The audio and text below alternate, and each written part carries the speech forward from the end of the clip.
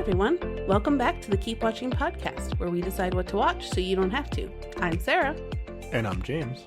And today we're going to be talking about Transit Love, Season 2, Episode 7. Really chugging along here, James. How's it going? Eventually, we'll get to the end of this show. One day.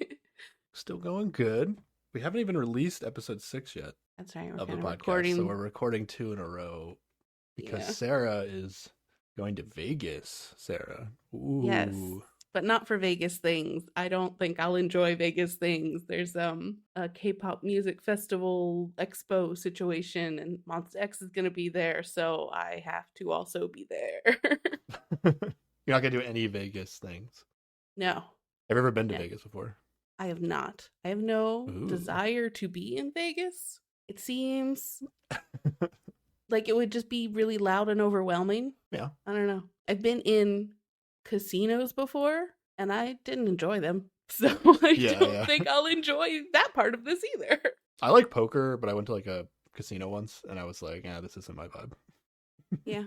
They're like weird liminal spaces where you cannot find an exit, and the lighting is always like it's twilight, and you don't know what time it is. And it's just, it's so weird and loud.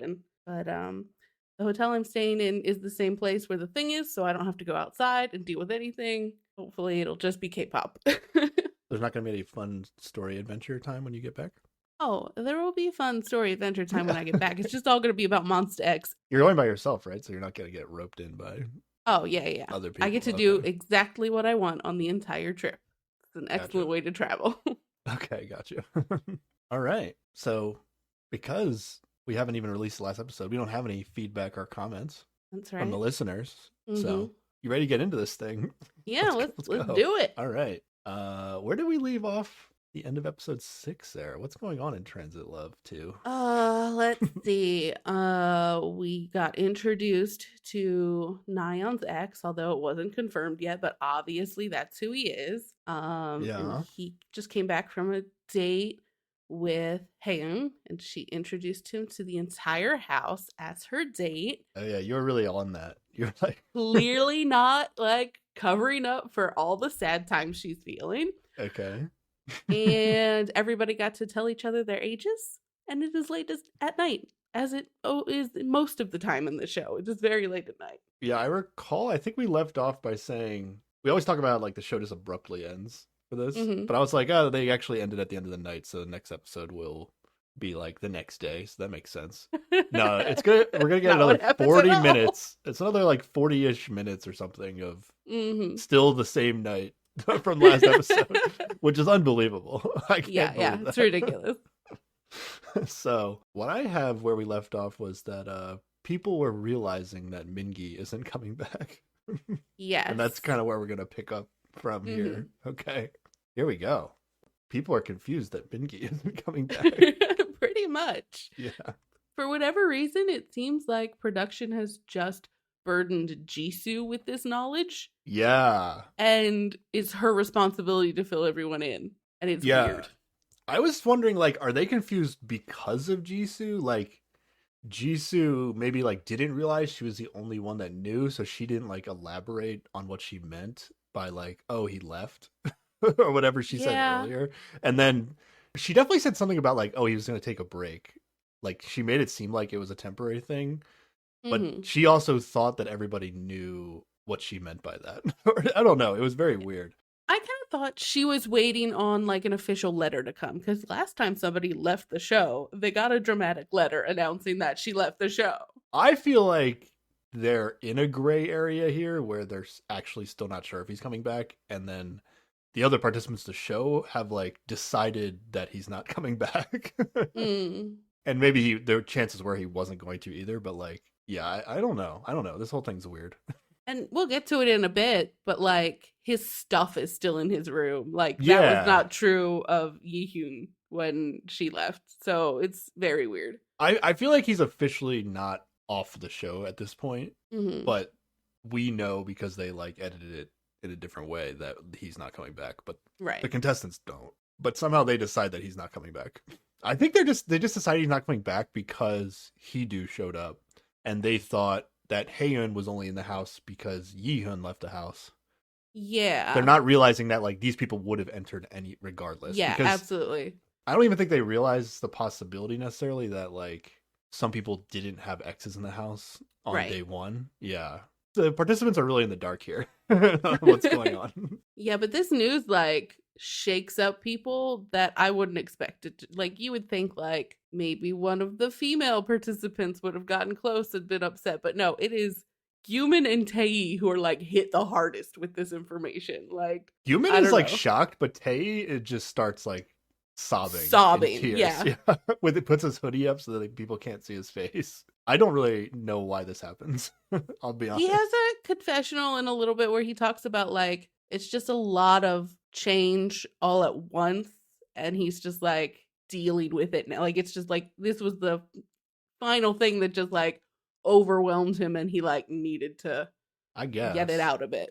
he's gonna claim that he like doesn't cry often, but like Hmm. if you're a person that can't handle change, like change happens all the time, right? Like Yeah, you're yeah. probably gonna cry more often than not. But he is in a situation where he has like zero control over anything. Like if you at least like live in your house and can like have your alone time to like deal process with things, you know, like it might Yeah. be easier to handle. We're gonna get like a little bit from Tay. Might be this night. I don't know, or maybe it's the next night. I don't know, but I still feel like he's like really hung up on Yihyun, and it's like so weird. Like, Yeah, it yeah. doesn't. I feel like that's really the biggest factor of his emotions at this point. Still, Yeah, I agree. okay, yeah. So Tay's crying, and then we go to a confessional of Hedo because it's still his what first night, second Yeah. night. What are we talking about here? This is first night, yeah. First night, yeah. So he like literally thinks that this is a prank. Like they're Yeah, pranking yeah. him, and Tay like he doesn't understand why Tay's crying, or to him it's like it's not even a girl leaving the house, it's a guy leaving the house. Like why is he Exactly. crying? Like it doesn't make any sense. I agree, it doesn't make any sense.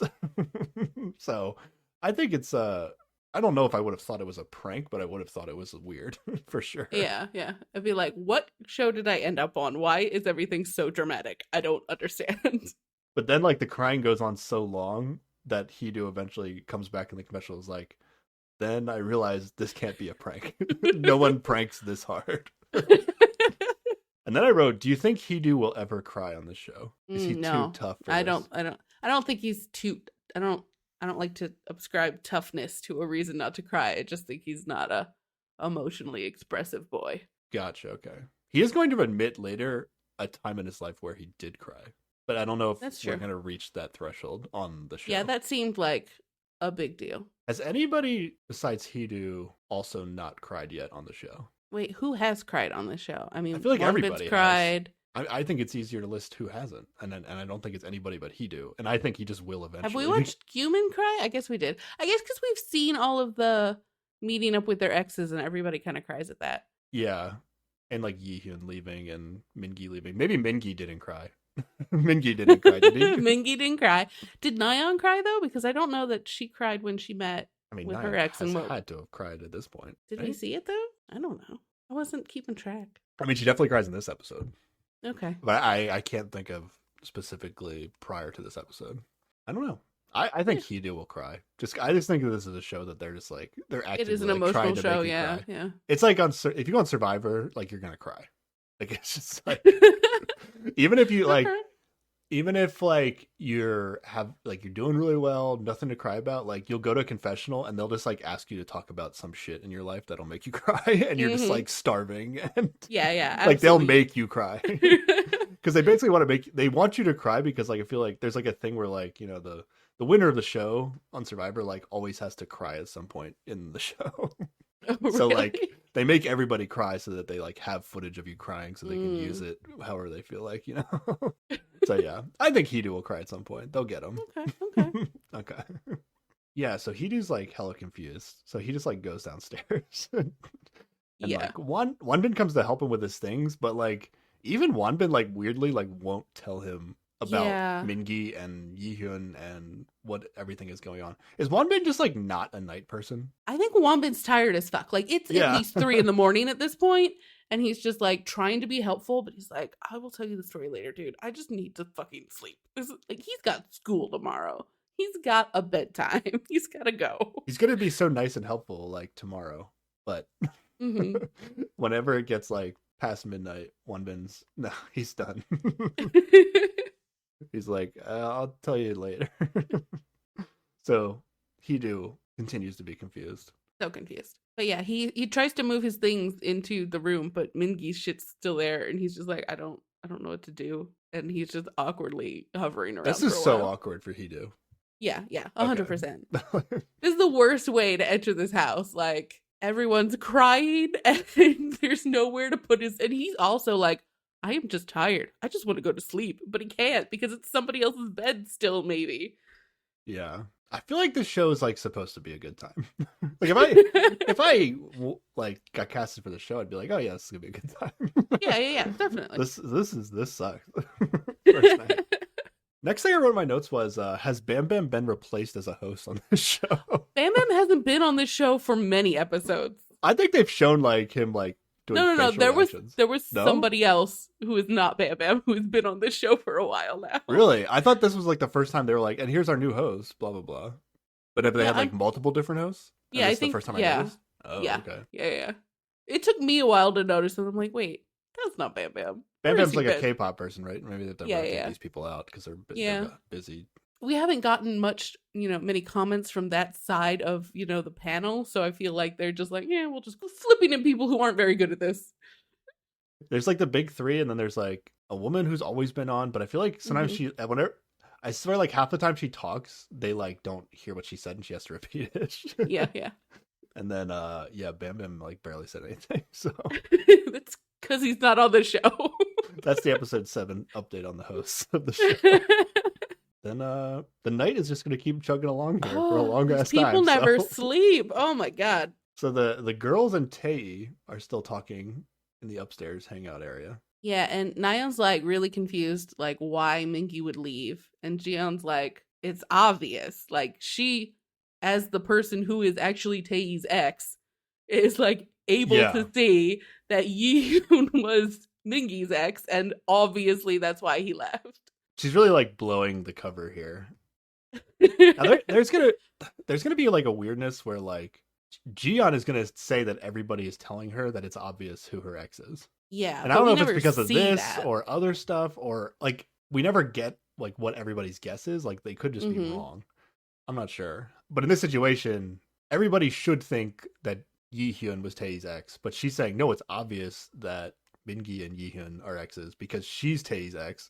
So she knows it's not Yihyun. I don't know. I feel like she's just really giving away that Tae and her are exes. Yeah. Basically is what is going on here.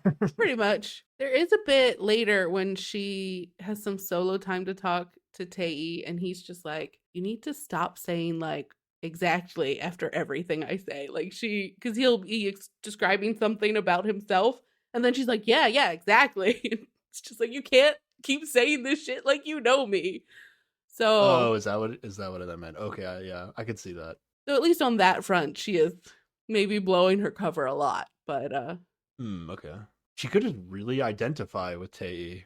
They did show some clips of it though, where he's just like, yeah, when I'm drunk, you never know I'm drunk, and she says exactly, and it's like that's how, I don't know how else to read that other than she knows how he is when he's drunk. If it wasn't in this situation, I would just be like, oh, that person also feels the same way about themselves. Like they like identify with that is what it would come across to me. But I see what Tae was complaining about here. Then we get Aeon and Hidu are gonna talk, and she like kind of lets Hidu know what's going on. Like she explains like, oh, there was a girl that left and now a guy's leaving. But like she doesn't even know everything either. It's like, yeah, but she's just like, oh, this is exactly how it was when I joined. Like they also weren't paying attention to me because they're all obsessed about these people who left, and so there's like a commiseration of like, yeah, it sucks to join the show mid-time when people are leaving. I wrote this down later for a different reason, but being the add-ons in the show feels like it's the worst.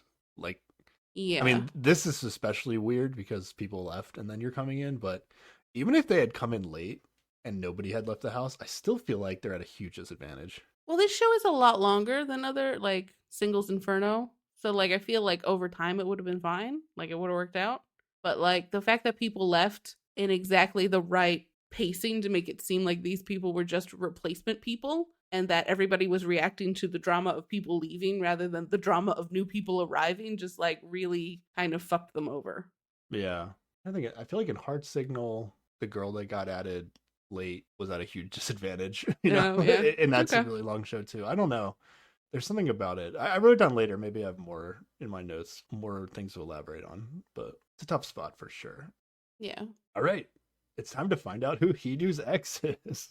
I wonder who it possibly could be. This is so weird. So he like rolls into the cafe, and like every time a guy rolls into the cafe previously, there's like a girl sitting there, whether it's like actually their ex or not. But this time they Mhm. just had no girl sitting there. And then he starts talking to himself, supposedly. And then Nyan just like fades into the chair in front of him. It is very silly. There's a very funny way to do the reveal. I think we were talking. You were trying to like describe how Hidu looks in the last episode. Uh-huh. The big slab of a man, yes. Yeah, okay, that was rough. He's just Well, tall and The way I would though. actually describe him is like he looks like he just had his wisdom teeth removed. Oh yeah, that's fair. Yeah. Okay. I could see that. And I don't know if he like has had his wisdom teeth removed recently or not, but I feel like he looked totally different like when he was in his hockey gear Mm, during his montage. And I don't know like how okay. old that footage is or what, Yeah. but I don't know. Maybe he just got like hit in the jaw or something recently. I don't Maybe. know. But we do get a lot of older footage in this whole couple reveal section. Did he look less like he got his wisdom teeth out in that? Maybe a little. I don't know. Okay. I did look for it a little bit, but I was like, I can't really tell. Yeah, he's got a wide, strong jaw or something. Hidu says, this is all in the cafe in the pre-show right now. Hidu Mhm. says to Nyan that she has gotten prettier. Yes. And then Nyan is like, oh, what about me is different? And like she kind of like really wants him to say something specific. Mm-hmm. And it feels like Nyan thinks that she looks a lot different now. Oh. That's the vibe I got. And I don't know like if she completely changed her hair or something about her hair, or like did she have plastic surgery and she wants him to notice, or I don't know what's going I on. feel here. like the old footage of them, she didn't look so different. Yeah, I didn't notice it either. But I feel like she's done something specific that she feels like is obvious. I think he does reference her bangs. And so maybe that, like, is a thing. I don't know. Oh, okay. She's like, oh, yeah, I got bangs. I'm totally different. I don't know if now." that's something you would like push him to comment on, but okay. I don't know. There's this weird thing about getting bangs. Sometimes it's like when you can't control anything else in your life, you're like, maybe I'll just get bangs. I can control that. I'll look totally different. My life will be, I don't know. This is a thing that sometimes women experience. Okay. So maybe she just got trauma bangs, but they turned out really well, so she's fine. I don't know. She did not go on to explain why she thinks she looks different, but that's the vibe I got. Okay. Yeah. We find out Nyan asked Hidu to come on the show. Yes, because he asked if she thinks she would have reached out to him if it wasn't for the show, and she's just like, I don't know. So that's a weird vibe. Yeah. I think it's a very important note, and I will get to maybe some other people later. It's very important to remember who invited who to come on the show. Yeah. I think that's a huge thing to remember. Yeah, absolutely. So yeah, how did they meet, Sarah? What's the story here? It's weird because he tells a precise story of like the first time he saw her, but it wasn't necessarily when they actually met. Like they were taking the same class, so they went to school together. And he's just like, oh, she was wearing this gray cardigan with a heart on it. I'll always remember. And she says her first impression of him was just, he's like, who's that tall, handsome guy? So, they saw each other around school and both thought each other were attractive. And Yeah. at some point, I don't know, he texted her. They don't really ramp it up in any way in their story. I think that the way I had it described was like they lived close enough to each other that like they took the same subway home. Yes, they but basically, also like- still never talked. Yeah, but they basically just like watched each other for a long time. They're just like checking each other out on the train and at school. Yeah. Hidu like randomly messaged her, or maybe it was the other way around, on like some holiday. Yeah, it was January 1st, 2018, and he went, Happy New Year's. He was You're like, Nyan, "Sup?" right? And it's like, okay, solid opener. Yeah, super weird start. But okay. They texted and then eventually they started dating. Yes, but there is an interesting bit where he was away training for the Winter Olympics, which were in 2018 and were actually in Korea. So he was in the Olympics, yo. Oh, that's right. Yeah, because of his schedule, his hockey schedule, like they didn't get to meet in person for a long time or very often, it sounded like. Yeah, he was like away training like for a month or something for the Olympics, but he like kept texting and calling her. And so that's like what was leading up to them actually dating. Yeah. So they basically had like a long distance relationship, only online relationship for a while, is what it sounded like. Even though they'd been in the presence of each other before. Mm-hmm. Yeah. And he is younger than her, right? Yeah. What's Nayeon's age? He's 26. She's 27. 27. Okay, they were really close then. Yeah. Nayeon said that her heart would flutter when he would call her by her name. So he was like breaking the formal speaking, and he'd speak casually. Yeah. Even before, but I don't know if they had agreed to it. He would just like do it, and then she liked it. Yeah. Because like most of the time he would use the formal speech, but then when he'd break out the casual speech, she would just be like, "Oh, so cute." Is that the move? You just like, you're the younger guy, you just say, "Fuck it, I'm just gonna use casual speak and see if it works out." Maybe. Seemed to work out here. Yeah. I feel like, yeah, you're at such a disadvantage anyway. You just go for it. Nayeon seemed like she was really into Heedu. Oh yeah. I don't know if Nayeon is just better at describing her feelings than Heedu definitely better at that. Okay. 100%. I would say he was probably similarly very into her, especially given later in the episode where he seems to be jealous all the fuck over the place. That, yeah, there were some strong feelings. You think that was like for sure he was jealous, or like just some edit manipulation? What do you think? I think he was definitely jealous, and the edit like enhanced it a bit, you know? Yeah. Well, what they do is, the reason I wasn't convinced was because we know that Haeun is like incredibly jealous. And then they were like kind of montaging, or like, you know, Gyumin and Nayeon are talking to each other, so they're making it look, we know that Haeun's jealous, so we're seeing her face, and then they're showing Heedu's face, and we're like, oh, he must be jealous too, but it's like, it's really not the same level of intensity at all, right? Yeah, but he gets jealous when she's talking to Tae more instead, though, you know, like he thinks they're too that's close. True, yeah. He's just they can joke around so much. What the fuck have I missed? Yeah, he actually like doesn't see. Does he even know that Nayeon and Gyumin went on a date? I don't think so, because nobody's told him anything yet. He like convinced himself that Tae was like really into Nayeon. I mean, Tae is into Nayeon, but like I don't know that Nayeon is reciprocating. I feel like Gyumin is like, actually I don't even know. I don't know how to read Gyumin. I'll be honest.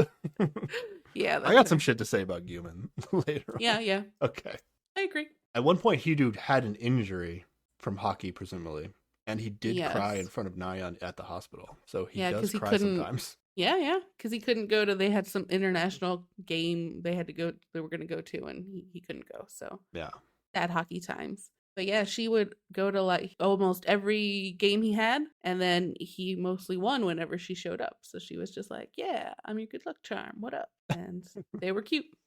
She was his first and last girlfriend. Spicy. Oh yeah. Is that? I thought he said she was the first and last girlfriend that he opened up to, and I wasn't sure if it meant that she was his only girlfriend, or he's just been dating people and not opening up to them at all. Oh, I missed that extra part. I thought it was like, no, yeah, just the only girlfriend. I think it's probably also that too. All right, so they're weird. We're gonna find this out at some point, but like they dated for like 4 years, but they broke up like 3 times. Yeah. Right? Okay. Yes. Okay. I wasn't sure if I got that exactly right. I think in total they dated for like 2 years and 7 months in like actual over the course of 4 years. Yeah. Over the course of 4 years though. So, I mean, there's time in there where they could have been dating other people. He could have not seriously dated anybody before he was like 22. Mm-hmm. That seems reasonable, right? Yeah. But he also could have fit some dating in between the chunks of them getting back together. Like there's portions where they're apart for almost a year. So yeah, but I mean, like you can go on a date and like they're not your girlfriend. Yeah. But you could also have a 6-month relationship too. So you know, I mean, if you have a 6-month relationship, so many things. Well, yeah, that's what I'm saying. There's so many options that could have happened. I'm going to take it as he never had any like real relationship with another girl. That's what I think. he Yeah. meant. Okay. That feels right. Hidu tells Nayeon that he hasn't dated anyone else since they broke up, saying he was too busy. Well, we find That's out a it's good only been excuse. 5 months since they broke up, so like it's Yeah. not the biggest deal in the world. But yeah, that's like he hasn't even gone on a date, I think. Yeah. Is what he means, yeah. I think he says that like some of his friends like tried to set him up, but he was like he didn't go. But he blames it on being too busy instead of not feeling up to it. Yeah, that's a good excuse. I'm too busy. This is good. I like this part. Hidu, this is them actually talking face to face. Hidu tells Nayeon that his dad watches Nayeon on the Golf Channel. And that his mom asks about Nayeon a lot. Yeah. And then Nayeon's like, oh, I miss your mom. And it's like, oh, they must have had a good relationship, you know? I don't know. Well, Nayeon and his parents, I mean, not necessarily. It's just a thing you say. I guess. They say the good times were great. But the bad times, oof. When they argued, it was intense. And it sounded like they argued all the fucking time. Yeah, what didn't they argue about would be a shorter list, I think, than what they did argue about. But they do present it in a way where it's like Nayeon is a mess and he's always nagging her to like get her shit together, and then they fight about it. You know, like yeah, that's like an example they gave. Well, not just like the Yeah. messiness, but it feels like there's many ways in which he thought she could improve her life, and he would, you know, be like, do better, and she'd just be like, fuck off, stop it, and they'd like fight about it, you know. Yeah, it sounds hella dumb. I'll be honest. It sounds like, yeah, a not good relationship. Yeah, I don't like it. He originally, like, he described it as like, I would nag her to help her, which I feel like Mhm. already to me was like, yeah. Is that a thing you do with somebody? No, that's Okay. that's like condescending, and also like you don't change people, right? Like you're not gonna do that. So if you're going into a relationship feeling like I gotta fix this person, that's not gonna go well. But even if, like, I mean, trying to make your partner or whatever better isn't a bad thing. But if you're describing it as I used to nag her, yeah, like, why wouldn't you? Why I used to say like, oh, I would give her advice how to improve, or like you know something more positive. But like he's like, no, I just went straight to like being an asshole about it. I thought it would work. Maybe over time, after breakup number 3, he finally realized that this is what he was doing. Okay, I don't know. But at some point, he's gonna say something like, "But to me, you know, all relationships are gonna have arguments," as if to say, at least to me, he's saying, "Yeah, you know, I expect to be in arguments if I'm in a relationship." So I think he's looking forward to doing the nagging some more potentially. Yeah, maybe. I will say that from this like summarization of the relationship, I would not want to have been in this relationship or participate in future dating activities with someone like him. You know, like that does not vibe with me. I don't. Yeah. It seems like a bad time. To me, he comes out looking at, like, the way the story's depicted, he comes out looking bad. Yeah. Right. And then Nayeon, you're like, okay, maybe she is a mess. I don't know, but there's like a chance that like she's perfectly fine and he's just crazy. Yeah. And they talk about like so many times they fought on the way to a date and just canceled the date. Like they got there and went, well, now I'm in a bad mood. I'm going home. And that was it. Yeah. Seems like they were wise to break up. Yeah. Not wise to get back together Not again the many times they did, but you know. Two more times. But every time they broke up, though, that's 3 good decisions. That's true. Hopefully it sticks. All right. Is it possible that they're different enough people now that they can make it work, Sarah? It's been 5 months. No. No. No. Okay. No. I don't think so. Not. No. Seems like a absolutely. long shot. Yeah. They, like we said before, they would both have to like miraculously be able to give each other a clean slate and start over, and then not repeat what they used to do. But it's only been 5 months, so there's like no way. And she says like, so she's the one that broke up with him, and she says she was miserable when she did it because she felt like he hated her. Like that's how bad these fights were. Like how. I mean, if 5 he's months, how's nagging that her gonna about change? every Yeah. little thing that she sucks at, yeah. Yeah, It's like gonna sound like why- he hates you. Yeah, absolutely. Like there's not been enough time, and there may never be enough time to like get over that like hurt that has happened, you know? Like that's a terrible position to be in. To feel like Yeah. your partner hates you. Oh, the comment I wrote down when he said it's natural for couples to fight, I wrote down classic hockey player looking for a fight. It's such a hockey player mentality. Okay, yeah. Oh, this breakup story is hella dumb, right? Yeah. The day they broke up was like, I think it was Christmas. It was like a Christmas Yeah, I date think it was that Christmas. Nyan had planned. And she Mhm. was like, drive to this destination when they got in the car. And he put it in the destination. He was like, what the fuck? This is 3 hours away. Fuck this. And she's And like, then- it's not that far. And he's like, I have to drive. What the fuck do you mean it's not that far? It's so fucking far. so, so they just fought about whether or not 3 hours was too far for a date. And then I Then guess they she broke broke. up. I guess they broke up at some point that night. I don't know. Yeah. Then okay, here's the important bit right here. Mm-hmm. Nyan says in a pre-show confessional that she doesn't want to get back together. Seems genuinely honest and the right answer. Yeah. And she says because she knows they're going to have the same problems again. Yeah. So why did she invite Hidu to be on the show? Because she wanted to be on the show, and this is the only significant relationship she's had, and therefore done. So this is another, I think I talked about, is Guman just using Heian to be on the show in the last episode? Yeah. Is this, Nyan is just using Hidu to be on the show? Yeah. Okay. And you want my super cynical perspective, right? Like, she is a TV person. She is trying to get more TV, like, time in a different space and maybe hopefully broaden her career.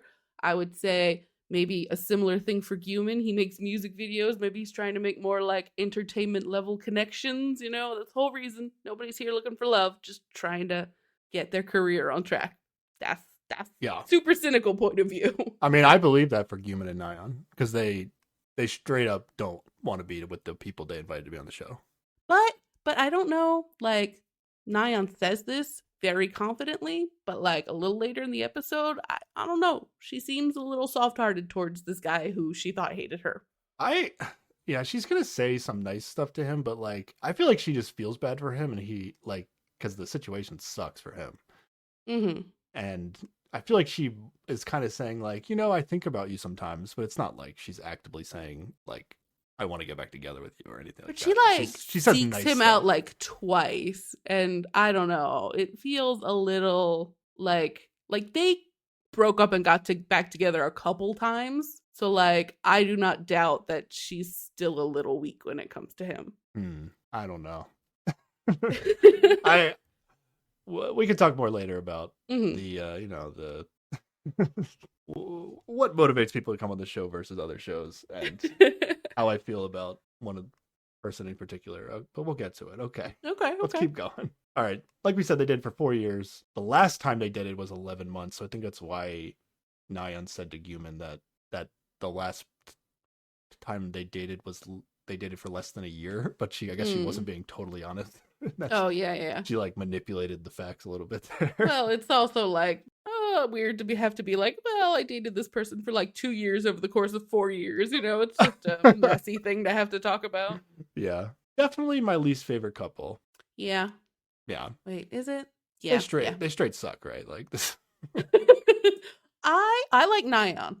I think he kind of sucks. I am open to liking Nyan, but I don't. Nah. No? She asked he to be on the show and has no. I don't think she wants to get back with him. And if you're using somebody else to be on the show, I think I'm pretty much out on you. Do you think he wants to get back with her? That is tough.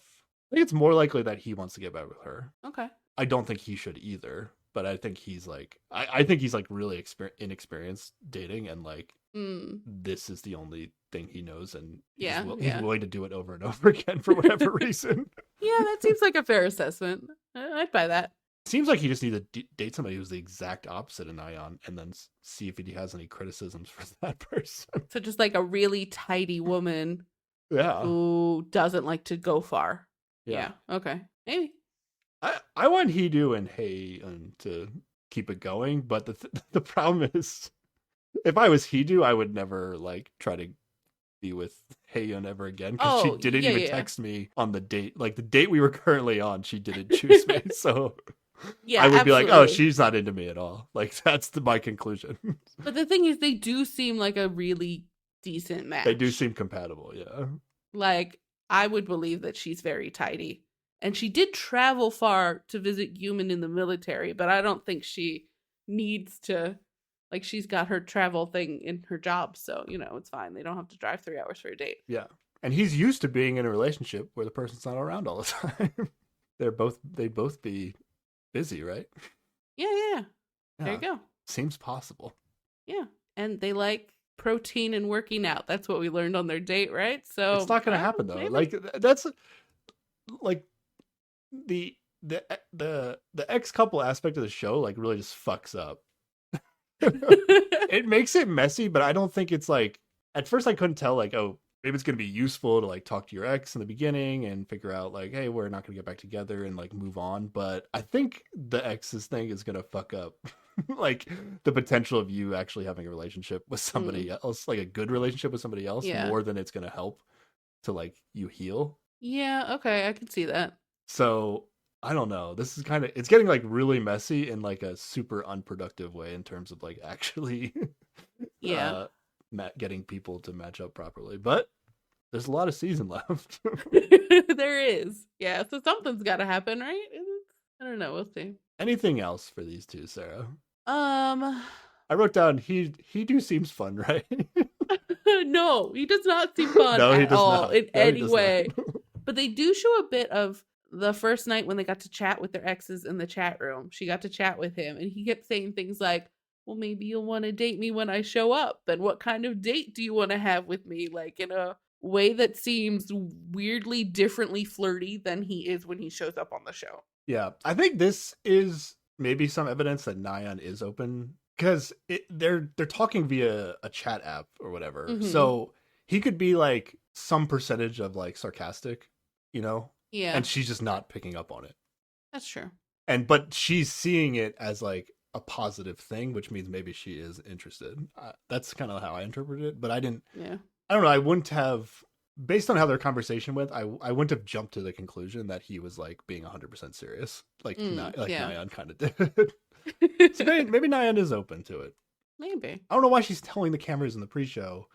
Like, if this is all happening like before the show starts, and like if I'm production and she's telling me, yeah, I don't want to get back with my ex, I'd be like, okay, well, go find somebody else. Why are you on the show?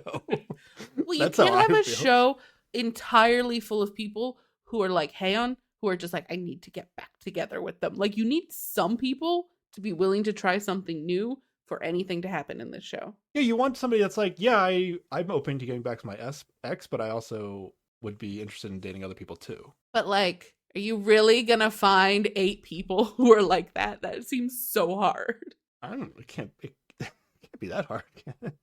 Well, I they don't didn't know. do it, so it must be hard. Maybe, I guess. Let's get back to the house. We met Okay. this couple. Okay, is Jisoo crying in her bed and Yumin is comforting her? This was like a really Yes. quick moment that didn't really get any explanation, but it's gonna like I come back don't up know later. why she's crying. Presumably Mingi, because that's why everyone's crying right now. I was thinking like next level, like maybe she's crying because she thinks that everybody's mad at her for making them confused about the Mingi situation. Like I thought maybe she Who was just like knows? spiraling because she thinks everybody's mad at her or something. Maybe. But we get no details as to why she was specifically crying. It's got to be related to Mingi in some aspect. Because that's what's happened today, right? Like nothing else is going on. I don't think she was like that excited to date Mingi, if I remember correctly. Yeah, and I don't think she's that upset that Wanbin went on a date today either. Like, I don't know. Yeah. It's weird. Jisoo's like perfect for the show. Right? Like yeah. she asked Wanbin to be on the show. She was open to getting back together with him, but then immediately realized that he like was really still not. hurt by it and didn't want to get Uh-huh. together. And she was like, "That's cool. I'll look at the other people. I'm open to Yeah. it." You know, like she's. I like Jisoo on the show. Yeah, you found one perfect person for the show, and it was really hard to find anyone else. A whole show of Jisoo's. That's what we need. But if everybody was so easygoing, there wouldn't be any drama, you know? Oh, there'd still be drama. It would just maybe be more healthy. Oh, fair. But the important thing is that Gyumin is comforting her. The Gyumin Jisoo pair up This will come back around. continues. Jiyeon goes to join Tae alone on the terrace. Yes. And yeah, she just doesn't care. I think at this point she just doesn't care if people find out anymore. Or at least everybody might have convinced her that they know who her ex is. So she's like, fuck it, I don't have to try hide it anymore. anymore. But Yeah, everybody, yeah. it might actually still be wrong. And now she's yeah, like, that's true. I don't know what's going on here. But Tae gets to pick somebody to go on a date because his date left the show. And so she's just like, who you can go on a date with? You should pick me. Come on, let's go on a date. And he's just like, no. He says, like, you haven't texted me once. Why would I pick you?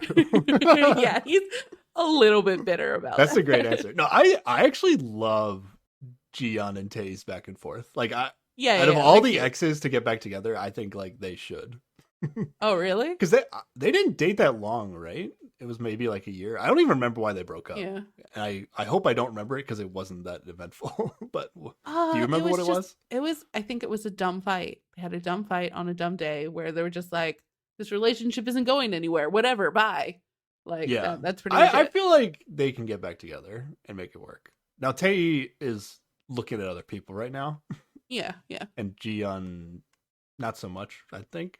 Well, she's having fun, but I think like Jiyeon's also a great person for the show. Like, she's having fun with everybody. She's participating in the show, but she does appear really to want still to be get into back her with ex. him, Yeah.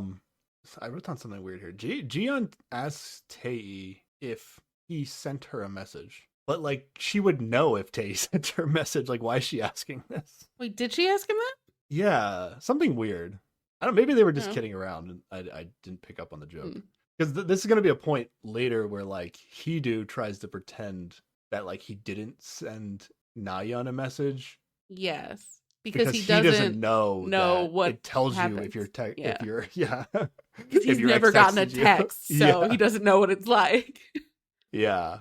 But, like, maybe Jiyeon doesn't know that. No, I don't know. I think if anything's happening, they're just, like, teasing right now. Yeah. But, like, she says in a confessional that, like, she just really, really wants to talk to him in private. And that's why she wants him to pick her for this date. And I'm not sure what she wants to talk to him about. Literally talking in private right now.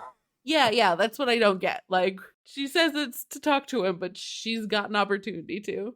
She probably wants to have, like, a whole long date experience. Like, she wants to have, like, a Wanbin day with Tae. I'm down. I wouldn't be mad if Tae picks Jiyeon. Yeah. I'd want to see it. That's fair. I mean, I never thought he was gonna pick her, but yeah, I wouldn't mind it. I actually think, like, Tae's choice here is, like, really interesting because he's essentially going to either pick Jiyeon or Nayeon, right? And I think both of them are good choices, but, like, once you choose one, because everybody else dated essentially randomly, right? Mm-hmm. So the fact that, like, Wanbin went on a date with Jiyeon doesn't actually mean anything because they were just assigned to each other by random. But Jisoo and Tae are the first people on the show to actually ask somebody on a date, which is, like, a big deal. Publicly express interest, yeah. Yeah. So I think Tae's in actually, like, a really rough spot where I don't know how interested he is in actually maybe getting back together with Jiyeon. But if he is, like, slightly interested in getting back with Jiyeon, but he also wants to date Nayeon, he, like, has to make a choice here in a way that, like to me, it makes sense. Like, oh, you pick Nayeon because you've dated Jiyeon before. But once he picks Nayeon, he might blow his chance of getting back together with Jiyeon because she might be, like, really offended by it, you know? Just given her personality up to this point, I don't think that's true. I think he'd be able to swing back and be like, yeah, let's go out. And she'd be fine with it. Yeah. She's the most equipped to handle it for sure.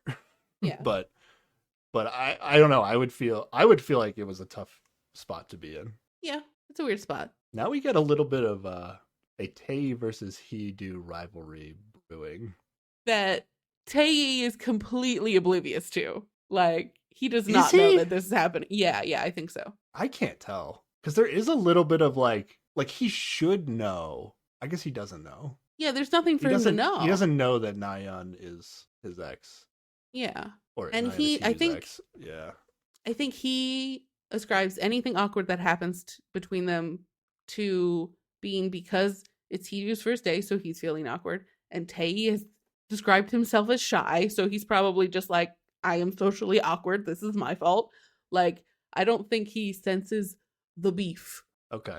There was something about, maybe it's just because they edited like everything Tei said that could bother Hidu, like made the edit of the show.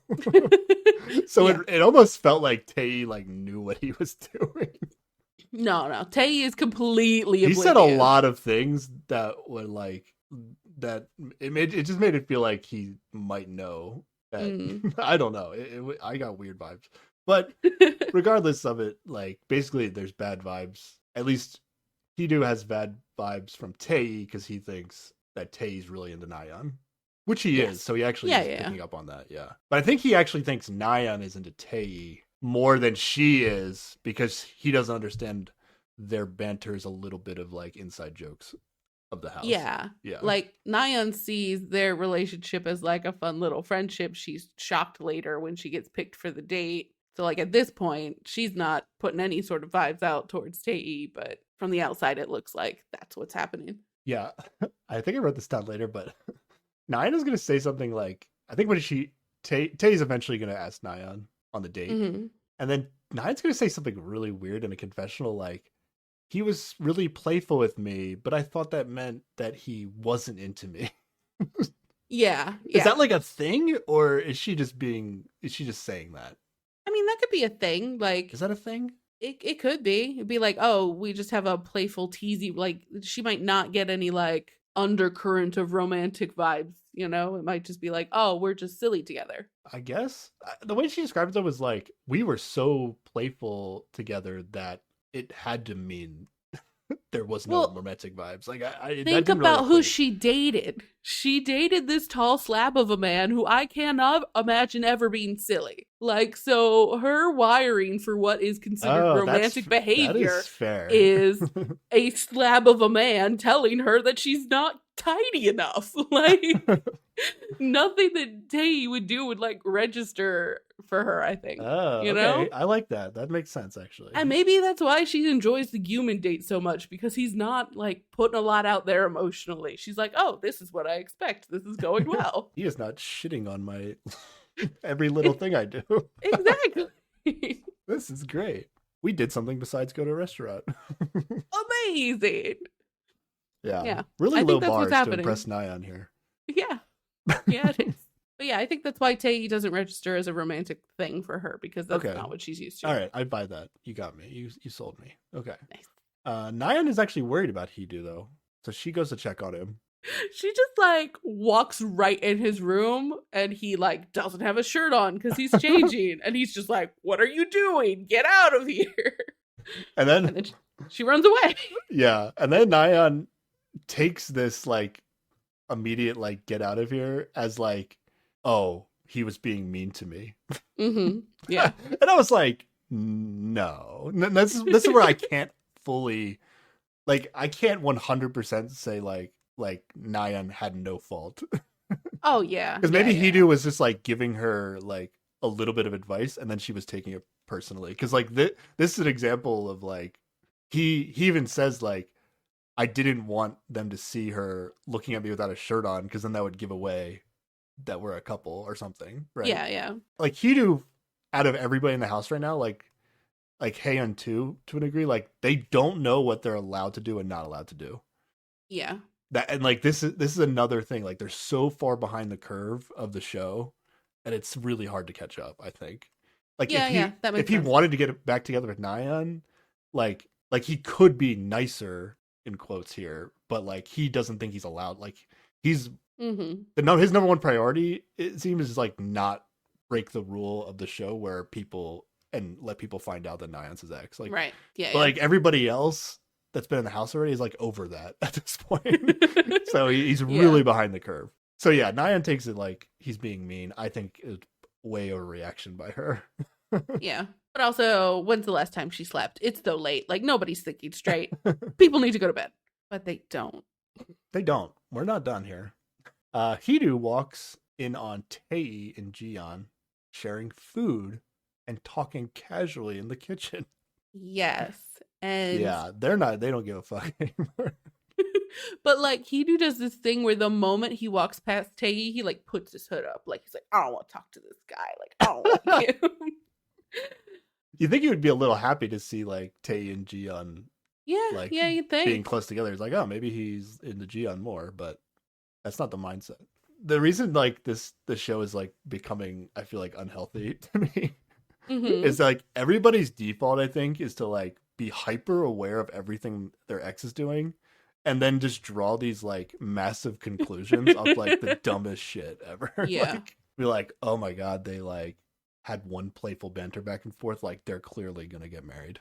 I'm done for. It is ridiculous. Like you take everything to like the most extreme thing. Absolutely. And then like unless you're Jisoo and you just move on. But like that's just not the default on the show. This was weird. I thought maybe the subtitle was wrong here. Okay. Hidu says to Jiyeon and Tae that he has to go to the hospital tomorrow. And this got no reaction at all from Tae and Jiyeon. This is a thing. Okay, this is totally normal. So if you go to the doctors, you're just going to the hospital in Korea. Like that's like if you go for a normal checkup, you just say you go to the hospital. I thought he was like, yeah, I'm getting jaw surgery tomorrow. And they were like, I don't care. Please don't elaborate. No. That's what it really felt like to me. This is not just a thing in Korea. I've known like people in other countries who are like, yeah, I can't come to work tomorrow. I gotta go to the hospital. And I'm like, wait, what's going on? And they're like, no, it's just a checkup. Chill out. It's like, I don't know. I think it's probably a very American thing to hear the hospital and panic. So yeah, you don't go to the hospital unless it's serious. Yeah.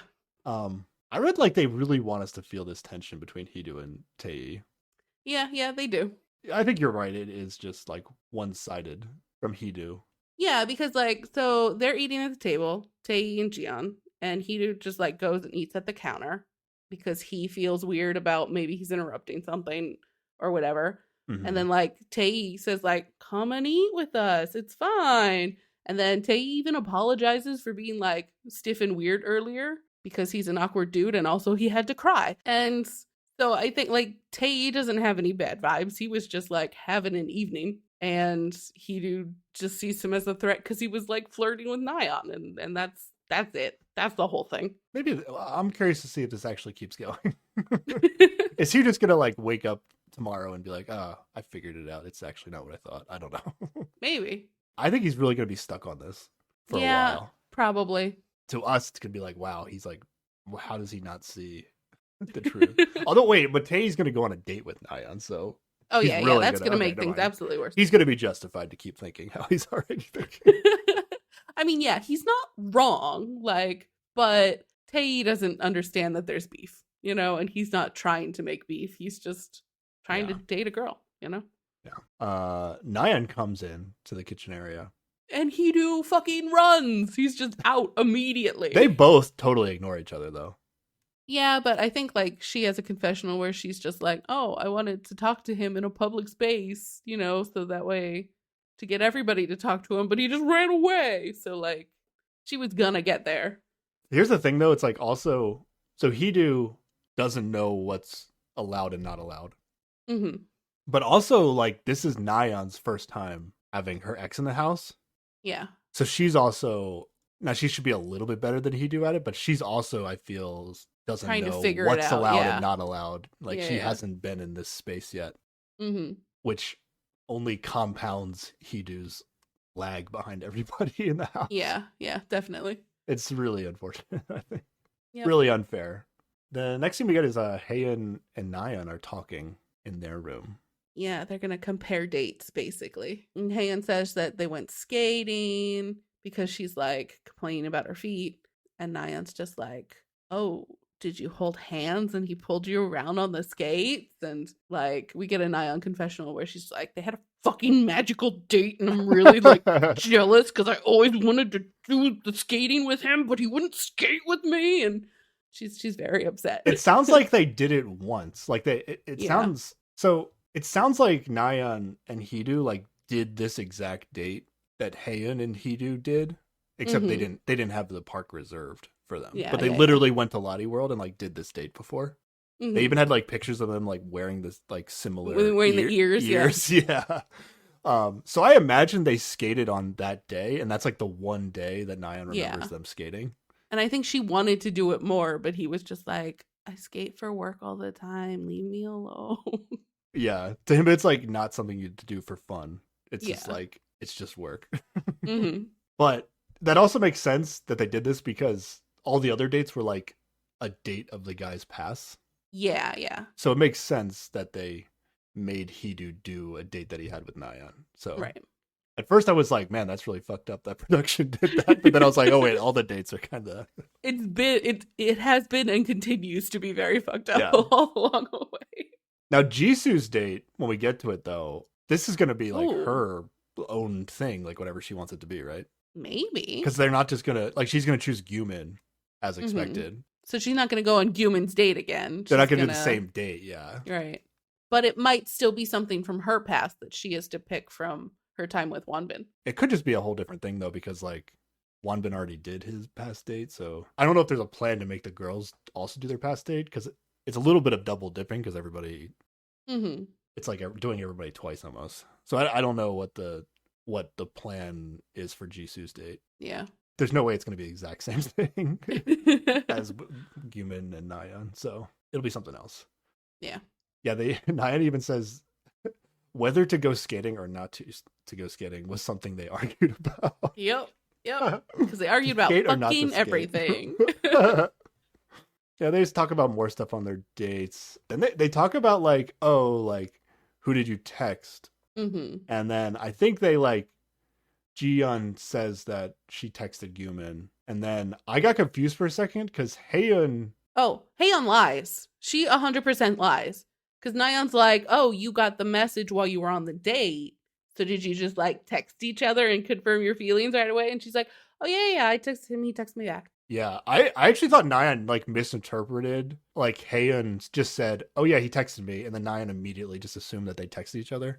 But then the confessional later, Haeun is going to be like, yeah, I lied to her because I didn't want to give away that Gyumin and I didn't want to say that I texted Gyumin because that would give away that we're exes or something. Yeah. Which makes sense too, but also again, like Haeun, she's not experienced with the how to like confuse people on who the exes is, and she's immediately jumping into like the dating part of the game, which is like it's harder to, I think, mask your feelings, or I don't know, you get lost more in the confusion, I think. So she just decides to straight up lie. I mean, it's a move, sure. Why not? Just fair, I guess. I mean, Nayeon, I mean, she doesn't know this, but Nayeon could easily go to Hidu and be like, oh, I heard you, like, you and Haeun text each other. And he'd be like, nah, she didn't text me. And then who knows what happens at that point. Yeah. But yeah, so in what I'm now calling cry-fessionals for Haeun, she basically talks about how she's sad when she hears about this great date that Nayeon had with Gyumin. And so they're both very sad about the dates that they didn't go on, even though they maybe enjoyed the dates that they did go on. Especially Nayeon, because she had a really good time. She had a really good time, and I think she even like articulates like that it is like not fair for her to be jealous because she also went on a date that she really enjoyed. Yeah, so, yeah. Okay. She is overwhelmed by her feelings that she doesn't understand why she's having them. Yeah. Okay. I think we've had enough of this night. What do you think? Are we done? Yeah, because mostly it's just more crying. Oh wait, no, we do have a Hidu confessional about this date where production asked him how the date was, and he's like, I didn't think about it too much, and I just had fun. But then he says that he couldn't stop thinking about Nayeon because it's the date he went on with her. Yeah. That's how like every guy should kind of be feeling though. But yeah, he just talks about Nayeon a lot in this confessional where they ask him about his date with Haeun. So that probably isn't great for that pairing. Yeah, he's thinking of her, but I don't know if that necessarily means he wants to get back together. I don't know. We'll see. Okay, it's finally the next day. I wrote it down. 50 minutes into the episode. Yes. It's when we're gonna move on. These episodes are like an hour and 45 minutes plus. Some of these. So a little bit less than halfway through the episode, we're into the next day. But now we get Wanbin and Nayeon are carpooling to work/school, and she asks him a bit about his date, and he says he really loved it. She says she really liked her date, and that Gyumin made her heart flutter, and that she was really jealous of her ex. Yeah, she's admitting all this to Wanbin, like, to his face. Yeah, so that doesn't bode well for the Wanbin Nayeon pairing that I think Wanbin was hoping for, and maybe we were projecting. Yeah, yes, but Wanbin is going to indicate that I think he feels like his conversations with Nayeon are even better than his conversations with Jiyeon. And he's actually going to, like, Wanbin, I think Wanbin's favorite person right now is Nayeon, right? Yeah, but he also has a confessional, maybe it's later, where he says that he thinks that Nayeon and Gyumin are getting along pretty well. And if he thinks that that's gonna happen, he's happy to back off because he really likes Gyumin as a dude, and he's just not gonna, like, he's putting other people's feelings ahead of his own. He's just not even gonna get in that fight, you know? Yeah. I think this stems off later from they're eventually gonna have a conversation about, like, if you're in a situation where, like, you really like somebody but they don't seem to like you, or like vice versa, and like, how does that make you feel? And Wanbin has like a very healthy approach where he's like, yeah, no matter how much I like a person, if they don't like me, like, I just get over it. Yeah, exactly. Yeah. So that's kind of what this seems like here. Like, if as much as he likes Nayeon, if Nayeon is more into Gyumin, like, he's not gonna press for it. Yeah, which is healthy. I think it's healthy. Yeah, but on a dating competition show or whatever, it does make me feel like he's not going to end up with anybody at the end, because, like, somebody's going to like everybody, right? Theoretically, like, I think he's just going to be like, oh, too polite, and be like, oh, well, you like her already, so I won't try anything. Oh, you like her already, so I won't try anything. And he's just not going to, that's how he ends up back with Jisoo. That's what happens. It could be. It depends on who Gyumin decides on, right? But theoretically, Wanbin can fill in any direction. It doesn't matter, like, even if the other people actually have feelings. It's if Wanbin perceives them as having feelings for a person he might have feelings for, even, like, he's just gonna back off, you know? Yeah. I didn't get a sense that, like, you know, he was just, like, gonna back off fully, like, from any minor thing. It was just like, oh, once it, like, is really obvious, I'm not gonna keep pushing. But I think Wanbin's gonna be reasonable about it. I got faith. Okay. I think the Wanbin Jisoo, though, is like an eventual, because their breakup was, like, so also, like, a little weak sauce that it seems like they should be able to get back together.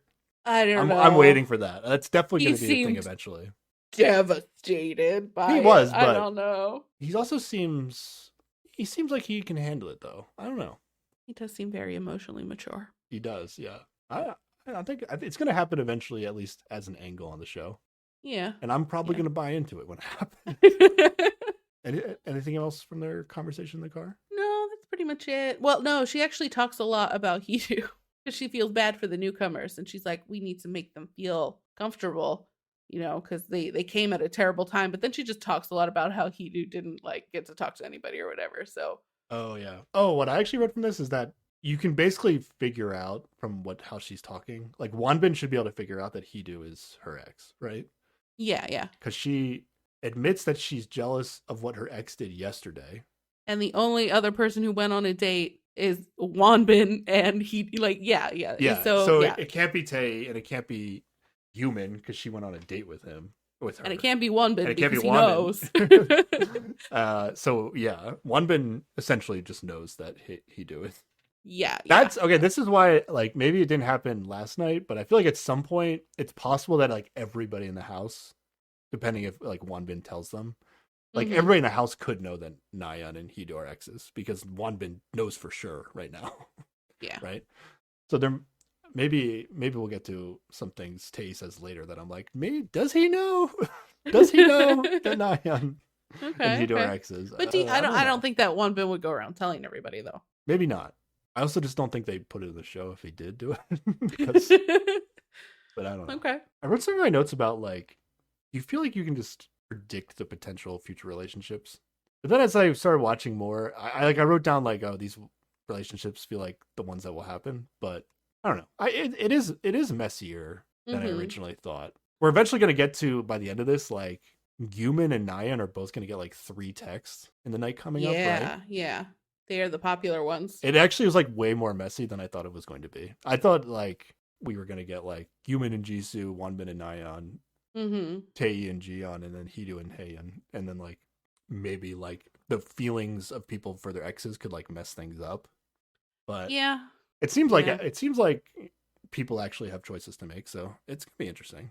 But with all of these dating shows, I always worry that people are going to get too hung up on that one choice, and so maybe all these 3 people are going to keep picking Human, and all these 3 people are going to keep picking Nyan, and then it's just like no progress outside of that, you know? Yeah, that probably will happen for some people. It won't be everybody, but yeah, it will happen. Yeah. We go back to the house, and Gumin and Jisoo are having breakfast together. Yeah, it seems to be like their cute little morning routine because they always they actually work and go at a consistent time. Like they're the only 2 that eat breakfast. Yeah. Everybody else is like, nah. I'm not much of a breakfast person, Sarah. Oh yeah, I don't eat a breakfast. Okay. And then Jisoo has in a confessional that she admits that she might be getting ready for work a little bit earlier than normal so that she can hang out with Gumin in the morning. That's so cute. I like it. Yeah. That's what we're here for. This is what I'm here for.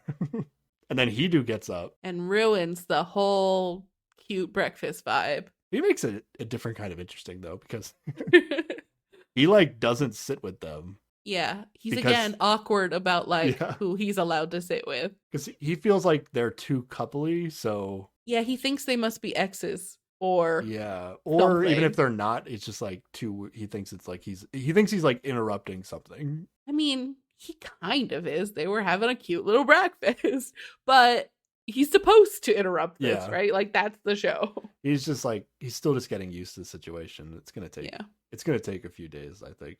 He's gonna open up a little bit tonight, but yeah.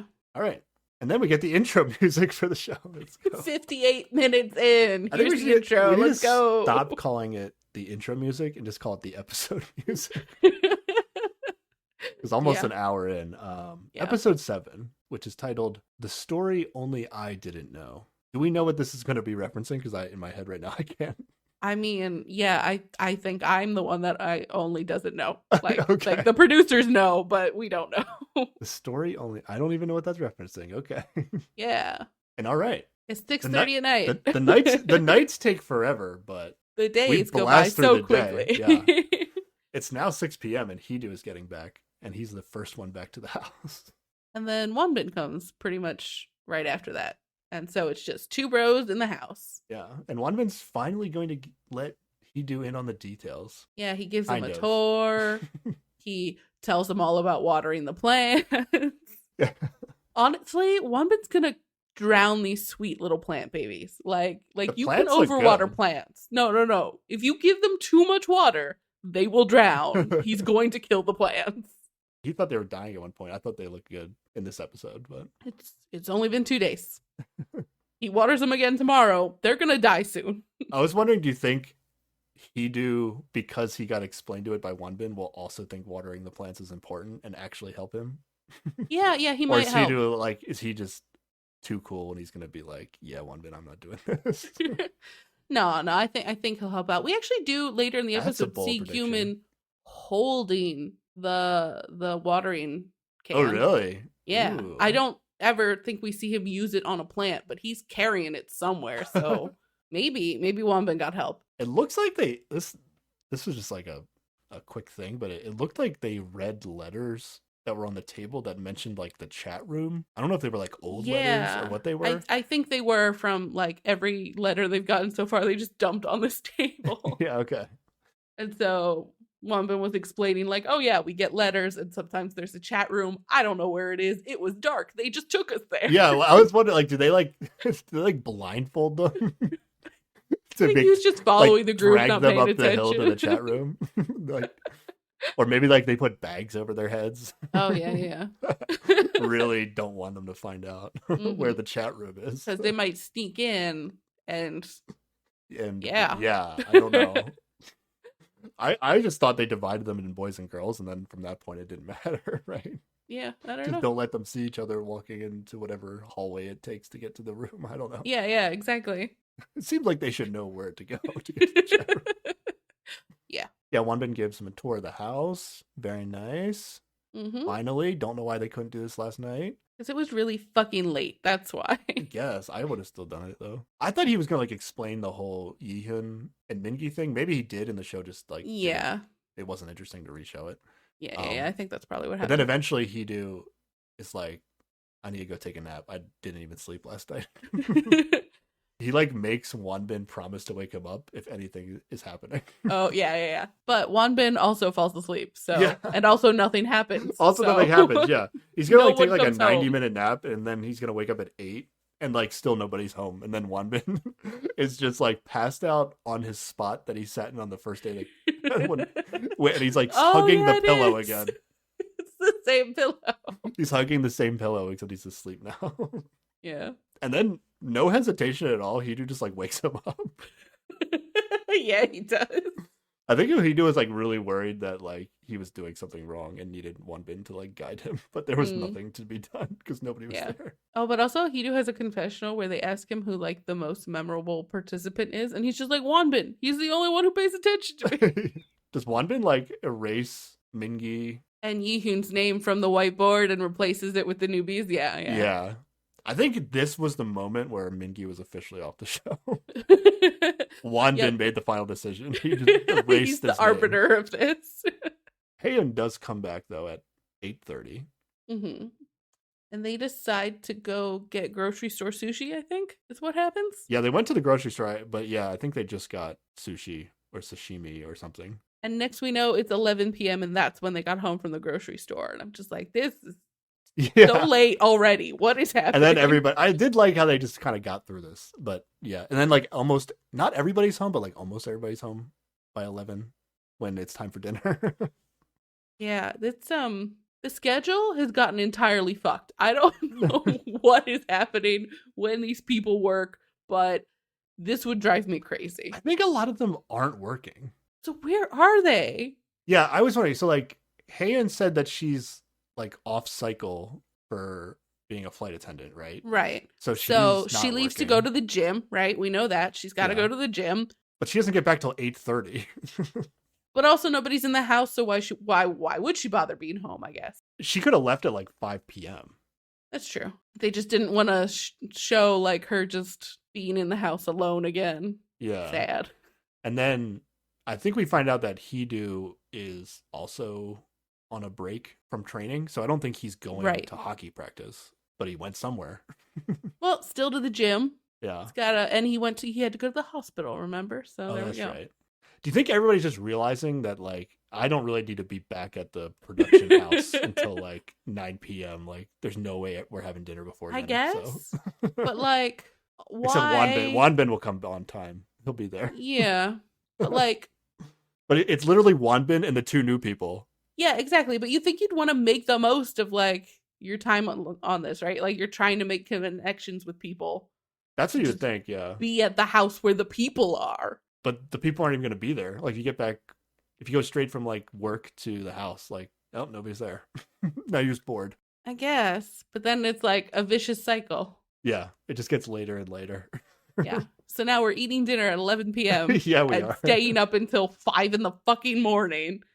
I would not be able to handle this. I am so old. What if you're on break from work, though? You could probably handle it. Oh, yeah, that's true. If I didn't have to go to work, it would be fine. This is like when I would normally be awake if I had nothing to schedule. Yeah. Nyan gets home around 11, I think. Yes. This is where it gets a little, I can't tell if Tae's trolling a little bit here. Okay. So she gets home. Tae says to her, "You're home early." This has to be a joke, right?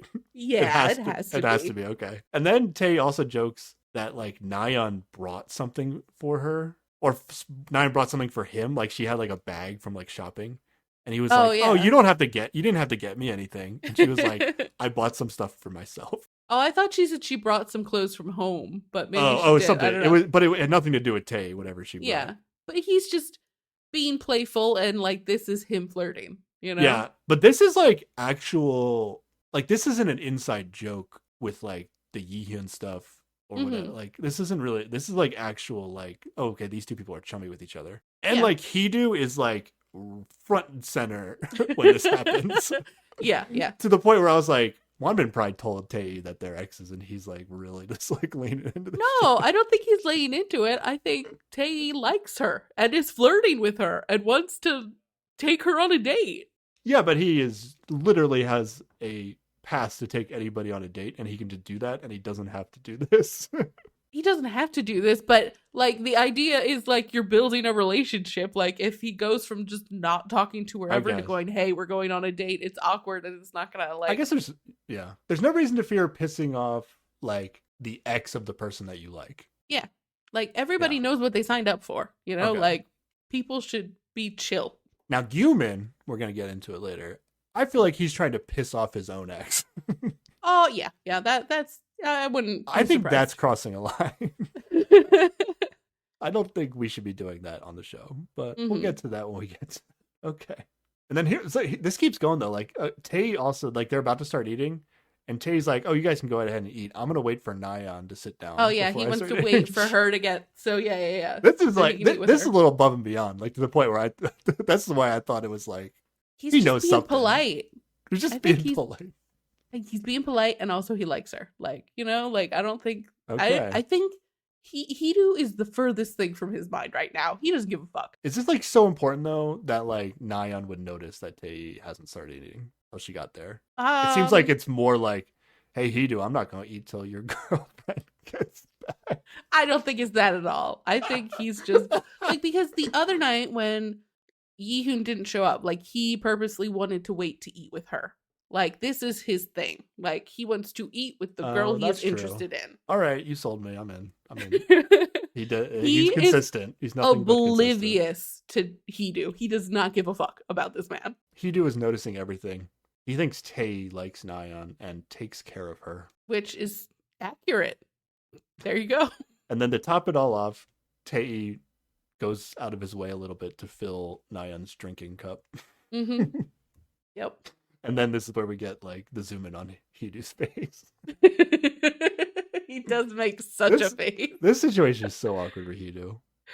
Yeah, but it's what he signed up for. Like I don't think I like Hidu, but I still feel bad for him.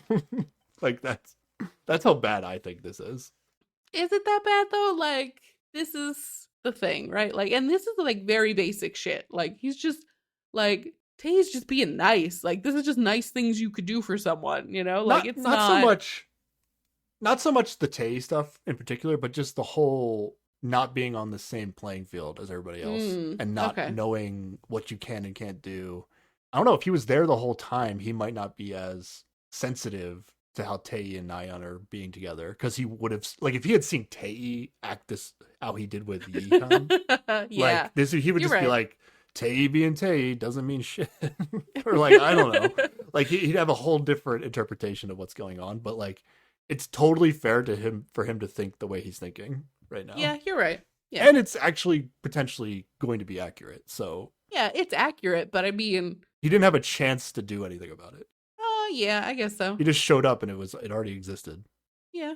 But like, I mean, that's what happens when you break up with someone. They're going to start dating somebody somewhere. Like, I don't know. In terms of, if this was a competition show, the competitive fairness is not there. Okay. Hidu is getting screwed. Fair. And then I thought everybody was home, but then Gyumin just gets home in the middle of dinner. Barely made it on time. He might have been kicked off the show. Oh, they have a great time where, I don't know, like, there's something about Jisoo asking if they should drink, which I guess she asks a lot, even though she's not the person who drinks the most. I'm not entirely sure on what this inside joke they have is, but the important thing is, they talk a lot about drinking, and then they have this really up close, like, product placement shot of this hangover cure drink. And it cracked me up. Oh, is that what it was? Yes. I wasn't following this at all. I think they were saying that Jisoo was always like, let's drink, everybody. And then she has like 1 or 2 drinks. And then she goes to bed and everybody keeps on drinking afterwards or something. Yeah, something like that. But Gyumin comes back, and then Nayeon and him are going to have like, he's gonna like sit down and they're gonna like immediately just start conversing back and forth in a way that like everybody can hear them. Mm-hmm. She's like, oh, I saw you outside in your car. and she was like, I know it was your car from the license plate. I'm really good at memorizing license plates. And then they show Heian's face, and she's like, obviously very jealous. Oh, so upset. And But then they then, cut to like, Hidu's face. yeah, and he's like, I maybe thought, he's jealous. no. What his face says to me is like, I gotta worry about this fucker too? Like, what?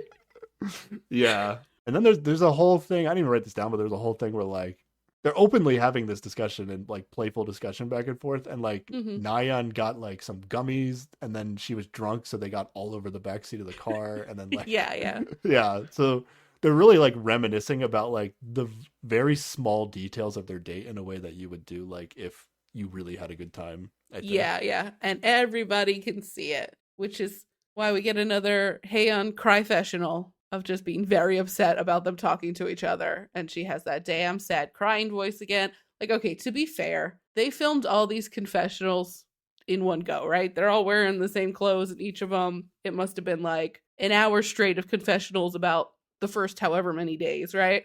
So she's probably just her crying for an hour. Yeah, it could be one night of crying.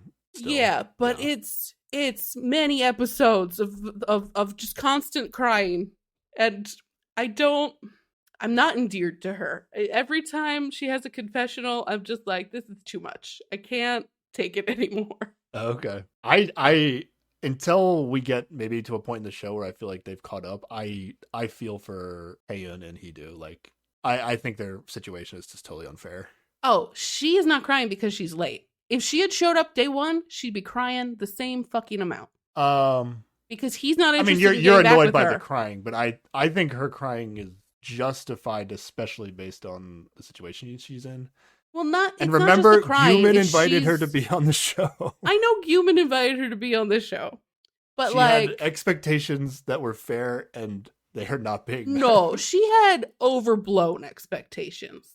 She's specifically going on a show where the premise is maybe you're gonna date your ex, but look at all of these other single people you could be dating. And she is upset about every little teeny thing, and it's too much. I'm not saying she would not have cried or would not have gotten upset, but if she had been here day one, I think it changes.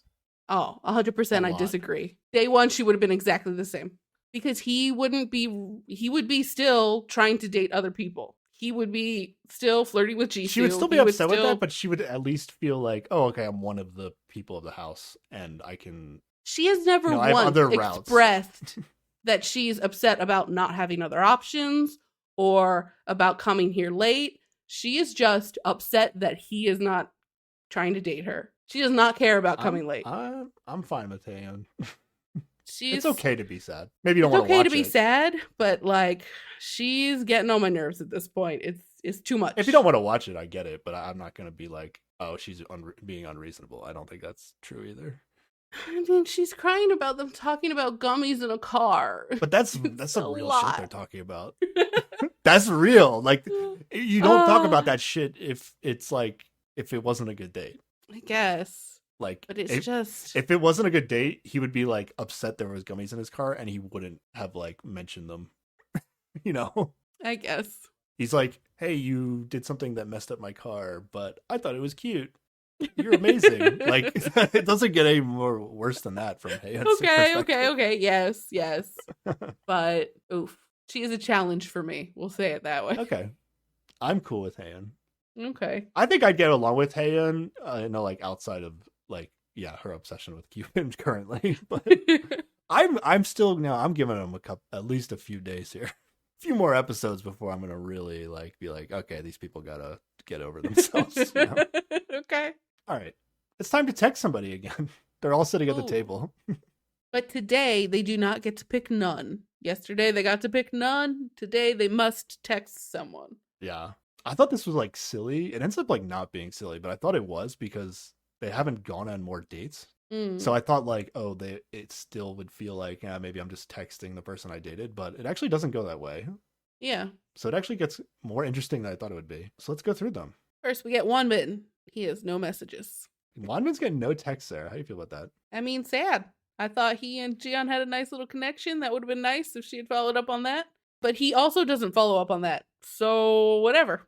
I feel like Wondrin is like, he's got to be a bunch of people's like second favorite, but he's just not number one, you know? Yeah, So that he's not tracks. getting a text, but I don't think he's necessarily doing poorly. Still can't feel good, you know? It's still, yeah, he has no idea that he's Yeah. doing well, but I think he actually is still doing well despite getting no texts. Hey, gets one text. Yes, it's don't skip your meal. You should eat more. Yeah, this is something that came up at dinner. Yeah, like So this this is meal obviously at Gian. 11 p.m. is his first meal of the day. Yeah, And hell yeah. everybody's like, what's wrong with you? Yeah, so this is, we know this is from Gian, but we didn't talk about that earlier. But Yes. they don't really hide who texted who much here. Oh, yeah, They yeah. just kinda No give more it away. mystery. They're just like, yeah, here you go. Now, if I got this text from an ex, I would find this to be annoying. What do you think? There is a certain thing in Korean culture that is like, have you eaten? You better eat. Like, are you fed enough? Like, there is a certain variation of hello that is just like, have you eaten today? So, like, there is a certain amount of that involved. But So it's more like I care about you than yeah. I would see it as like nagging a little bit, but I mean, yeah, you could see it as that. But, like, it's probably not that though. Yeah. Yeah. Okay. This is her first time texting Tae. Hallelujah. She Let's she go. finally gave it. She texted the person she actually likes.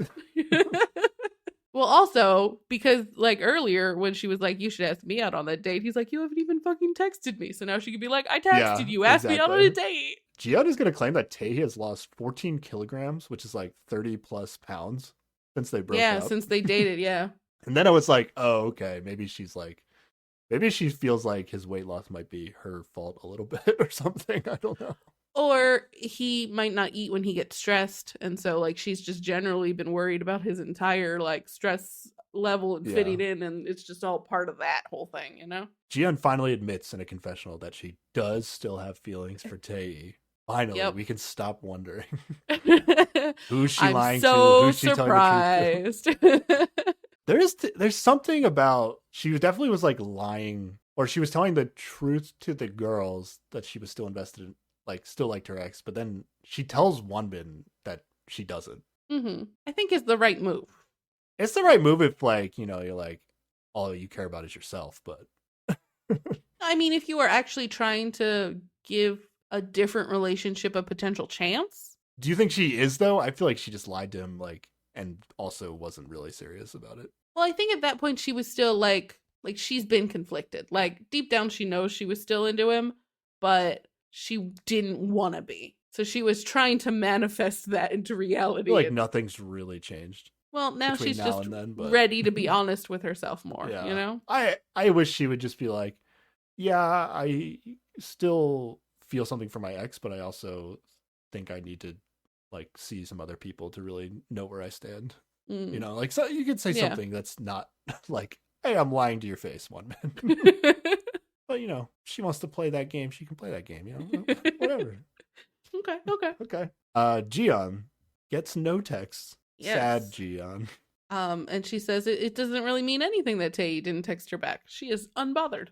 It has to be bothered a little bit, but yeah, 100%. She's equipped to handle it more than others. Human. Get so many text messages. Yeah. Why does the show do this though? Like they like Human gets one text and then they show us the one text and then it's like, well, maybe it's like text number 1 and then it's text number, I don't know, maybe. Yeah, I don't know. They started faking you out a little bit, like it's different than what they did on the first couple times. Yeah. But yeah, he's gonna end up getting 3 texts. So this first one is, thank you for comforting me yesterday. I won't be a crybaby anymore. And I wrote, wait, Tae texted him? I'm so confused. Yeah, if they didn't show that like 3-second shot of him comforting Jisoo in the bed, we would have had no idea what this who sent exactly. This. Yeah. Jisoo hopes that Gyumin will notice her feelings. Yes. She was grateful for him comforting her, and she became even more fond of him. So she is all in on the Gyumin train. And then wait, Gyumin got 2 more texts. Next one is, I'm glad you're home today. Stick the phone grip on your phone. What? But I think this was a bad translating, and it was stick the phone grip on my phone, because that's what happens later. Oh, I see. Okay. I was like, I had no idea what this was, so I was like, I guess this is Haeun because They're like, It's I'm glad you were nonsense home and yeah. today. I'm glad you were home. Like, that made sense. I'm glad you're Yeah. home today. But I guess the part with the phone we're going to find out was like, Human knows this is Nyan. Yeah, we did see them buy phone grips on their date. Oh, we did. Okay, I don't missed think that. we knew what they were at the time. I certainly didn't, but okay. we saw them buy something. And then later when he shows up to put the grip on her phone, then I put all the pieces together. But Okay. yeah. And then what is Heian text to Human? She just texts, "You look happy." And there is something about this that just feels so menacing. It's a weird text. I don't like it. It's not fair. It's like the same thing as like you can't really tell how serious Hidu was in the chat because it's just text. You know, I don't know what "you look happy" means. What the hell does that mean? It just feels a little threatening.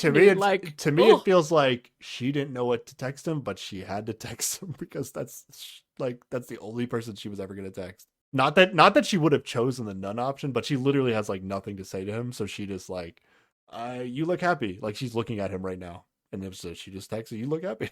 I mean, she could be like, "I'd really like a chance to chat with you," or like anything. I don't know. I feel like she could put some of all of those feelings she's been, in the confessionals. Like she could put something in there. This just feels like, especially with like the previous text she sent, where she's like, and the thing she wrote where she's like, "I don't want him to date anyone." It just like adds to that like weird list of like kind of spiteful sounding things. And I don't know that this meant to sound spiteful, but it's just like weird. Yeah, it's like, "Hey, I'm noticing you, and you're definitely really happy." And it's like ... and I hate it. Yeah, texting emotions is weird. Yeah. It's risky. Oh, but Human has his interpretation of this. He says in a confessional, "I interpret it as, you're doing well here, but it's not easy for me to adjust." That's pretty accurate. Yeah. Not totally, like, it feels a little more intense than that, like you're saying. Like, it's like, I'm upset that you're happy. Yeah. Yeah. Which isn't exactly what Human is saying, but yeah, he's on the right track. But he's like, "I didn't feel anything." Like, okay. I don't know if Human has feelings other than spite. I don't know. This guy. I mean, he has nice feelings about Nyan, maybe, Maybe, yeah, maybe. He basically went on a date where like the girl was like obviously super into him, and I cannot tell if he gave a shit at all. Well, here's the thing though. Like the date was weird, but after the date was cute when he showed up with the pictures and they were looking at them and reminiscing together. That was cute. And when this conversation they have at dinner about the gummies in his car was also cute and felt like, they were actually vibing and there was a little bit something coming from his end. So like, yeah. I think he just needs to warm up to express feelings. It does feel like he's into Nyan the most, right? Yeah. Okay. All right. Heian gets one text. "I hope we get along." And it's not her ex. And then she leaves the table to cry in the fridge. Yeah, that makes sense. Yeah. Who would you think sent you this? It's either Hidu or Wanbin, right? She thinks it's Wanbin. Yeah. And she thinks Gyumin texted Nyan, which is going to be correct. Yes. I think this is Wanbin, right? Like Wanbin being nice guy. Yeah, I think it is. Yeah. I'm trying to remember everyone that texted Nyan. Because Hidu is going to also end up texting Nyan. Because Hidu rightfully should not text Heian. Because yes, because there's nothing happening there. Yeah. I mean, I want those two to get together, but I would not text Heian if I was Hidu either. Yeah, same. I agree. Yeah.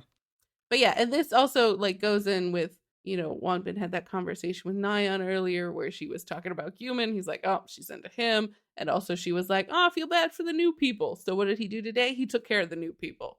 He gave Hidu the tour and he texted Heian. Yeah, I like this. Like, I don't think you have to, like, I think Wanbin's playing the show properly, Like, you don't have to actually be like, "Oh, this is the person I like the most" when you're texting. It's just like, I want to say something nice to somebody that would be harder to say in person or whatever, Yeah. Yeah. Yeah. This is nice. I like this. He essentially chose the none option, but he made a nice thing instead of yeah. Okay, Jisoo. It's going to get 0 texts. That's correct.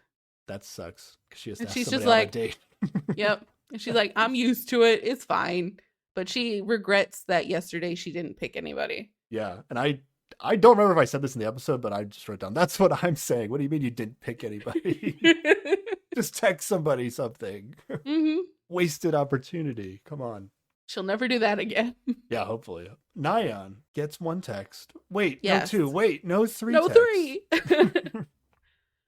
So her first one is, you drank a lot yesterday, so don't drink so much today. I had a hard time picking up all the jelly candy. Well, that's our boy Guman. I feel like this reads as something that That Hidu would Hidu say? would have said to Nyan in the past. Yes. 100% what I was Red thinking. flag should be shooting up for Nyan right now. Be like, oh my god, I think this is Guman, but is Guman just like Hidu? I wrote in my notes, thanks, Dad. I mean, he's trying to be caring and put that little like joke that they were literally just talking about, so It was good they I don't know. joked about it before he texted it. Maybe he wouldn't Yeah. have texted this if they hadn't joked about it already. yeah. The text would have just ended with, you drank a lot yesterday, so don't drink so much today. Which is definitely thanks, Dad. Yeah, 100%. Hidu literally could have texted that.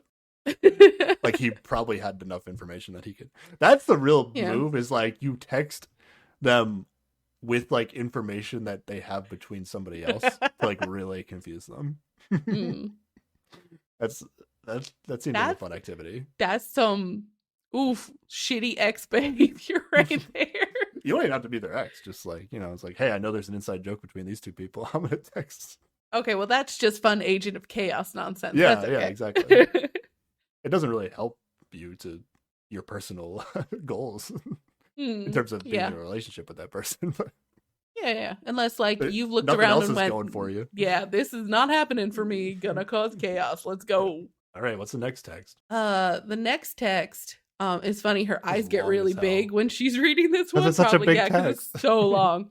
It's, I didn't know this at first, but the more I get to know you, the more charismatic you seem. I think it would be nice if we got to see each other privately without everyone else. I hope we get along from now on. And there's a bunch of emojis in there, and like the moment I saw the emojis, I'm like, this is from Tei. I didn't even 100%. notice there were emojis. Oh yeah, there's like a little peace sign emoji and something else, and I'm Oh, just really? like, that's Tei right there. It feels, yeah. This text could have just been, do you want to go on a date with me? No, this is him laying the groundwork before asking her on a date, being like, I want to get to know you. He's basically saying, I'm going to ask you out on the date, but I wish there was a way that we could somehow talk privately, Yeah, but it doesn't work out for him because Nyan thinks this is one. So I actually it doesn't wrote even down, work, is this like- one man? I also thought it could be one man. Okay, yeah. So Tei, solid effort, but did not get the accomplish what he Well, I've needed. been asked to get date done. everybody 3 times, so He's only said that to one woman so far. he's only dated one woman. So. What's the third text we got here? The third text is, you worked hard until very late. Keep your strength up. And this is Hidu. What does he do? It's not as thanks, Dad, as the other text. Yeah, but it is kind of like, oh, shucks, Dad, I guess. I don't know. Is it- It's not like... Is it better than you look happy? Yes, because everything is Okay. better than you look happy. Everything is better. No one texted Oh. anyone, I want to stab you in the face. So yeah, all the texts are better than you look happy. Okay. Yeah. Nyan is shocked to have received Yes. a text from Hidu. And this is another moment where, like, she literally saw, like, Heian come back with Hidu from a date, heard that the Mhm. date was magical because of the circumstances of the date that they were put in, and she just decided, like, oh, Hidu and Heian, they're like a couple. Like, it's over. Well, she did have Hagen tell her that they both texted each other, which Yeah, but she theoretically also doesn't mean did much, the same but thing. She did the same thing, right? yeah, and she's really into Guman, so like that, I like guess. I could see her reading that. But she does like specifically call out, oh, they texted each other, confirmed their feelings. So like Yeah, but she's a little overboard, though, right? So, she like, is a little overboard, yeah. She's looking at the situation her ex is in and is like, going 10 times the strength of what you probably should be interpreting it as. Yeah. But honestly, it would be best for her if she did just think they were a couple, so that way she would stay away from him and they wouldn't just fight for the rest of their lives. Because I don't want them back together. Yeah. I've heard, did we get in? Did she like talk about how how she feels about Hidu. She's like confused now in her head because she thought Hidu and Heian were together, but now she got a text, so she Yeah, doesn't know what to think she anymore. says her emotions are all topsy turvy. So like she doesn't want to get back to it with him, but I think that's her head being very rational, and her heart's a little like smushy and just like, oh, but he's the one we've loved for so long. So like it's one of those like awkward battles. I described I'm forgetting everybody's names from Singles Inferno, but I described like one of the contestants on Singles Inferno as like this girl doesn't know what she wants. You know? Oh yeah, the main girl. The main girl. Yeah. I'm starting to feel that about Nayeon. Like she really liked Yumin for reasons I have no idea. It seems like she has a really low bar. Well, yeah, because her relationship sounded really shitty. Yeah. Like, so it lowered her bar. Yeah. So I think she's gonna have like the hardest time choosing because she doesn't know what she wants. I think she needs to go on a date with Wonbin and then just be like blown away with how nice someone could treat her. Well, she's gonna go on a date with Tae. We'll see what Tae's like. I don't know what Tae's like. I have no expectations for that. Who knows? But maybe a date with Wonbin would reset her scale for what is like the full range of how you could be treated by someone. Oh yeah, Wonbin is like the opposite of Hidu. Yeah. Okay. Yeah. I like that. Hidu gets no text. Sad Hidu. Yes. He has a confessional where he says he didn't really care that nobody else texted him because he doesn't know them, but he felt strange about not getting one from Nayeon just because it meant she texted someone else. Yeah. Which is a strange energy to bring to it. This is the point where I wrote like, man, it's so rough to be the latecomers on the show. This is Yeah, that's fair. But like he's not in a unique position here. Like literally most people didn't get texts. It's not about not getting texts. It's just like he feels weird to even text anybody. Yeah. Because he feels like he like sees everybody have a coupley like relationship with at least one other person in the house. He like it feels I would feel like an outsider. Well, okay. Like he does. I think it's gonna get better for him though, because Jiyeon is gonna like express some things, and it's like clearly given some signals, and if he just follows that, it's gonna be okay. Like that's a clear avenue for him. Do you think it's a coincidence or not that the two people that were invited on the show by their ex and their exes were not interested in getting back together with them were the two people that joined late? Ooh. I don't think that's a coincidence. Yeah, that can't be a coincidence. Knows. Yeah. Oh. I feel like they should have done the opposite though. Maybe not. Like brought in like you start the show with Hidu and Haeun in the house, and then you bring Nayeon and Yumin in later, because then they're interested in getting to know the other people and not like just hung up on following their exes around and seeing who they're hooking up with. I agree. That definitely seems more healthy. If you had given Haeun like 2 days to be in this house without Yumin there, maybe she wouldn't be crying in every single confessional. Any relationship she would have formed, maybe it goes all out the window when Yumin shows up, but like she would have at least had an opportunity. Yeah, I think that would have been a better move. I don't think it's an accident. We're watching what the show wants, I think, basically, is what I'm saying. Okay. Whether or not I think that's the best thing to do, it sounds like we don't agree, but with the show. Yeah. And with the texting, everybody's going to break up. Okay. I mean, leave the dinner table. Tae joins Jiyeon alone on the terrace again. And Tae's like, why did you send a message to me out of the blue?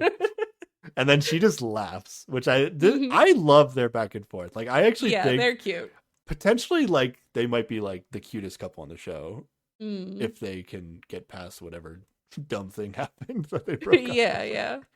It's probably this couple, and then I still think like Wonbin and Jisoo might get back together, but I think this is the most likely couple to get back together. Okay. Yeah, I'd rather see these two get back together than Wonbin and Jisoo. Okay. Yeah, this conversation that Tae and Jiyeon have I just think it's like really healthy. Mm-hmm. And I wrote in my notes like I don't even remember why they broke up. they shouldn't even remember why they broke up. I mean, this has gone so well. Yeah. And then this is where I wrote like after this conversation where I felt like they had a really healthy back and forth. Mm-hmm. I was like, man, this is such a tough choice for Tae. Like, I I think you're right. I think he makes the right choice in that he chooses Nayeon first, and he just trusts that Jiyeon will understand, and it's Yeah. probably like the safest call. But I would still be sitting there thinking like, man, like I would almost feel like there's a chance like my choice here ruins the other opportunity completely. Like there's a chance of that, but hopefully that's not the case. Then we cut to Jisoo in her room, right? Yeah, and she like writes a note and like gets something like a gift together or something, and she's like taking her laundry, and apparently the laundry room is like you have to go through Gumin's room to get to it, which is very awkward. But she uses that as an excuse to get in his room, and this is where he had the watering can. So I'm like, okay, Wonbin has got some plan help. But yeah, she gives him a gift. And he is too embarrassed to open it in front of her. So he's like, I'll open it later. And then he just leaves the room. Yeah, I thought that was super weird. Not only does he leave the room, but it appears that he instantly then walks straight to Nayeon's room afterwards. Yeah, but there was, I think, some text on the screen that's like, oh, he sees Haeun. So he knows that Haeun isn't up in her room with Nayeon. So I think like seeing that she's out here is like, oh, okay, I have an opportunity to go talk to Nayeon. And that opportunity is more important than the gift that was just given to me by Jisoo. Yeah, he's more into Nayeon than Jisoo right now. Okay, we can confirm it from this sequence. Okay. Yes. So he's going to help her attach the phone grip. Yes. And she's very impressed with his phone grip attaching skills. So it goes well. Does he have to do this? All this stuff that he does, like going to Nayeon to see her in her room with the chance that, you know, his ex could come into the room anytime. I don't know. Well, if that like that could be any room of the house at any time. Like you have to be prepared for that in this show. Like I don't think he's doing it spitefully. Like he chose a time when she wasn't up there, and like what are you gonna do? Never interact with anybody because your ex might be sad because you're dating people on this dating show? Like that's silly. Yeah, I don't know.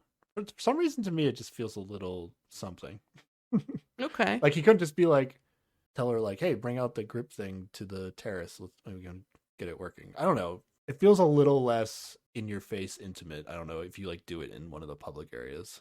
Yeah, but he is trying to start a relationship with someone, so why should he not choose the more intimate route? Okay.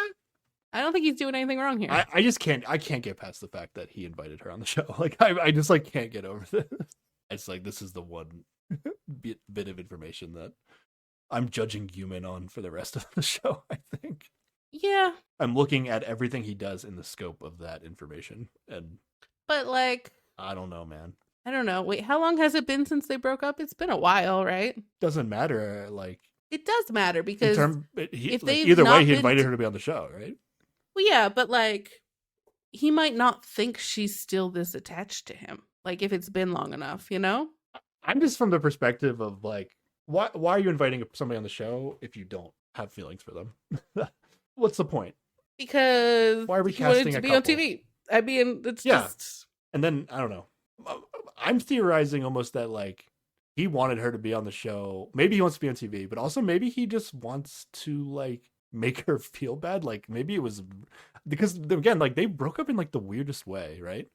In a way that like I don't think we have the full story, and I'm almost thinking like Gumin like wants to make her feel bad. That's the really vibe I have. Yeah, I don't like.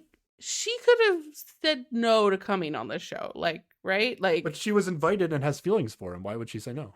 Because she should theoretically know if he hates her enough that he would want to hurt her. Like she knows the details of how they broke up. She knows if he's trying to get revenge for something. I mean, I don't think it's the responsibility of.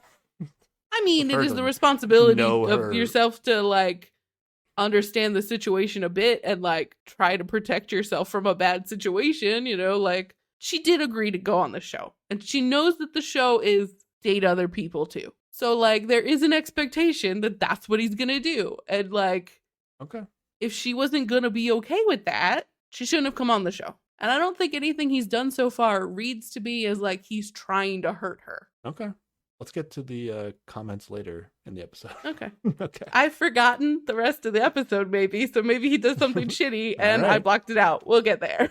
I mean, it's still a gray area. It's like it's not guaranteed either way, but there's more potential of him trolling her a little bit, I think. Okay.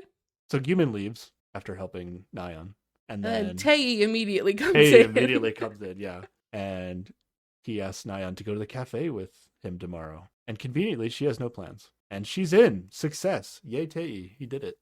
Good job. You got somebody to agree to go on a date with you when they probably didn't really have a choice. Let's go. Yeah, if Tae had asked like Haeun, and she was just like, nah. Is that a thing that would have happened? I don't think so. Even Haeun would have said yes, I think. Yeah. Yeah. Okay. And then she would come home and introduce everyone to Tae, her date for the day. Man, you really just don't like her. That's crazy. I kind of don't. I kind of really don't. You really don't like her.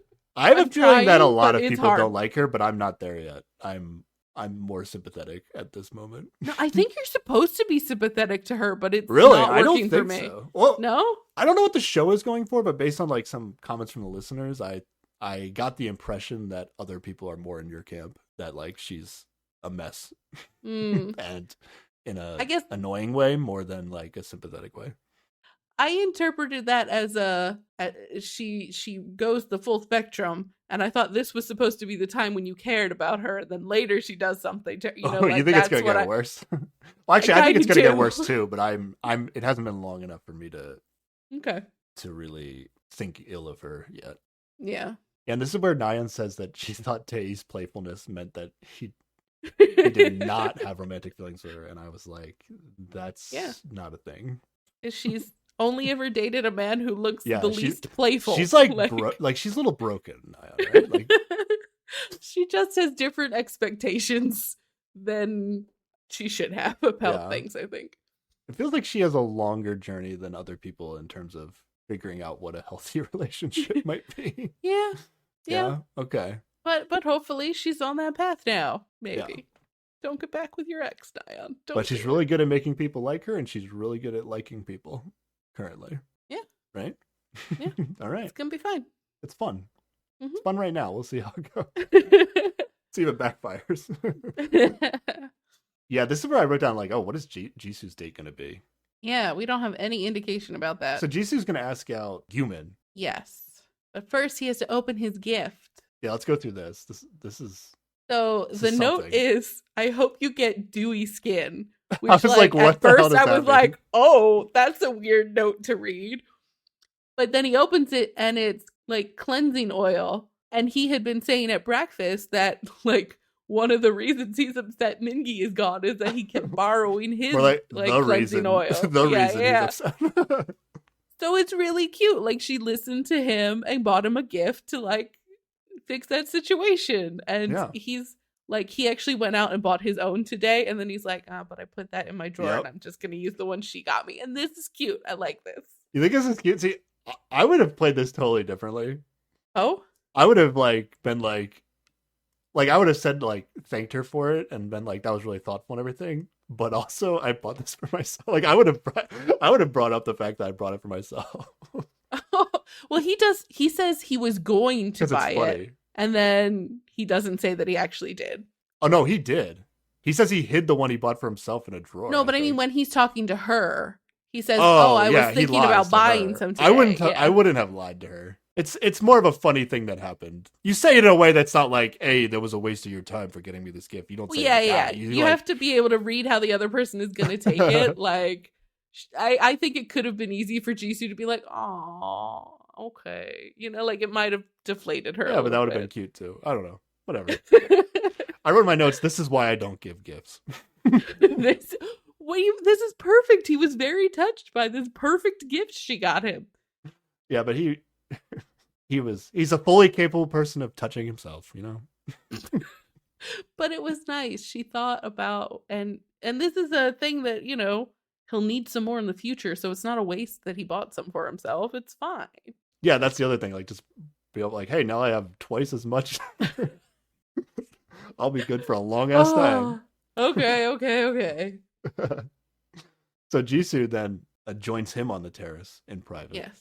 And she asks him on a date. Well, she's just like, what are you going to do tomorrow? And he's like, well, I'm working and then I'm meeting friends. And I'm she's busy like, oh. all day, actually. She's like, oh, okay. Well, I was going to ask you out. I was going to ask you on a date, but I guess I'll go ask somebody else now. But the date is going to start at 6:30, so he will be able to make it in time. But then she's like, are you upset about this? Because she knows he can't say no. Guman has no strong reaction to this at all. Well, because he does not express emotion. I just wrote, what's wrong with this guy? What is wrong with him? Yeah. This, like, if I was Jisoo here, I'd be like, oh, I read the situation like 100% wrong. Like, this reaction was literally nothing. A cute girl asks you out on a date, like, you have to, like, that has to make you smile or something, right? Yeah. So, like, this is... And she does press him on it. She's like, your reaction, it wasn't good. And he's just like, I was embarrassed. And this is just a man who cannot express his feelings. Yeah, which is somebody maybe you don't want to be with. Yeah, but like maybe it'll be better once he gets more comfortable with her, you know? Like, maybe he just needs a little time. We're going to find out, like, this is the first time ever that Jisoo has asked a guy out on a date. And this was like, it could not have gone worse, right? Other than like... No, it could have gone worse. It could have gone so much worse. The way that I would feel if I was Jisoo was like, oh, Guman's on a show where he has to go on a date with me, but he would have rejected me if he had if it was like he had a choice. Like, that's how I would feel if Jisoo. Yeah. If I was Jisoo here. So in my head, this could not have gone any worse because she essentially feels like she got rejected, I think. Yeah. But hopefully the date will go well and she will feel better then, you know? Like, they'll actually have a good time together. Yeah. Most likely, though, it'll be more of, can't tell what Guman's thinking. I guess he didn't want to go on a date with me. Like, that, you're going into it negative. If he asked the same way he did with Nayeon, I would think I would come away with it with, like, my original impression, you know? Part of that is us watching it. Like, Nayeon thought they had a good date. She thought he had a good time. Nayeon has no standards for what a good date is. Okay, but Jisoo dated Wonbin for over a year or whatever. That's fucking true. She has very high standards. Got a lot of work to do. But Jisoo thinks their breakfast goes well. She thinks their flirty times have gone well. I think she's feeling some vibe back from it. So I think, like, maybe she's more in tune with it in the moment than, like, we are watching it. At least that's what I'm hoping for. And I'm hoping he gives her something. Okay. In general, I'm just, like, not rooting for Guman right now. To me, he's, like, the villain of the show, currently. Wow. Extreme. We're, like, on opposite sides of this couple. I like Jisoo. I don't think I want her to be with Guman, though. Okay, well, who would you want her to be with? You want her back with Wonbin. I think I want the Wonbin thing to work out. Okay. If I'm choosing amongst the guys, you know. I gotta say, generally, the guys have been mostly unimpressive. Wonbin, wasn't baby, Wonbin your amazing. Favorite on the show? Yeah. That's what I'm saying. Other than Wonbin. Wonbin's number one, and then the other three guys are the worst participants. They're just, like, there, you know? I don't know. Nobody's great. Wonbin is great, and then everybody else is just there. You know? I think if we were gonna rank them, that's about right. I don't know if maybe Wonbin, like, maybe isn't my number one, but he'd be like right there with, like, Jiyeon, and I like Jisoo. Yeah, I think all the girls probably outrank the bottom three guys in terms of TV. What I want to see on this TV program. Okay. Yeah, I think that's fair. Okay. For me, it's Wonbin, then it's Jiyeon, then it's Jisoo, Nayeon, Tae, Human, Heedu, Haeun, all the way at the bottom. You have Haeun, there we go. You have Haeun at the bottom, yeah. I don't have Haeun at the bottom. Heedu and Guman are at the bottom for me. That's a fun exercise. Listeners, send us your list. Yeah. Power rank these people. But only up till episode 7, so don't... Oh, that's don't true. give us the end of season power rankings. Gotta try to refocus on just what we've seen so far. Yeah. Sarah, have you ever asked somebody out on a date before? Yeah. You have? Okay, nice. Yeah. Was it poorly. more or less awkward than Jisoo? It went poorly. Nice. I mean, it did. No date happened, and that was it. There we go. But I did have to continue seeing that man in my life, and it was awkward. Nice. But then it was not awkward. It was fine. Depending on how this date goes, I don't know. Like, if it does go in a way where it seems like he doesn't want to be there, then Jisoo had a more awkward time than I did. Yeah, that's actually worse. Like, if they did go on a date with you, but they also weren't into you ever. Yeah. That's worse than if they just never went on a date with you, right? Mm-hmm. All right. So the dates are established for next episode, or I don't even know if we're going to get to the dates next episode. Oh, that's true. We have no idea. Maybe one of them.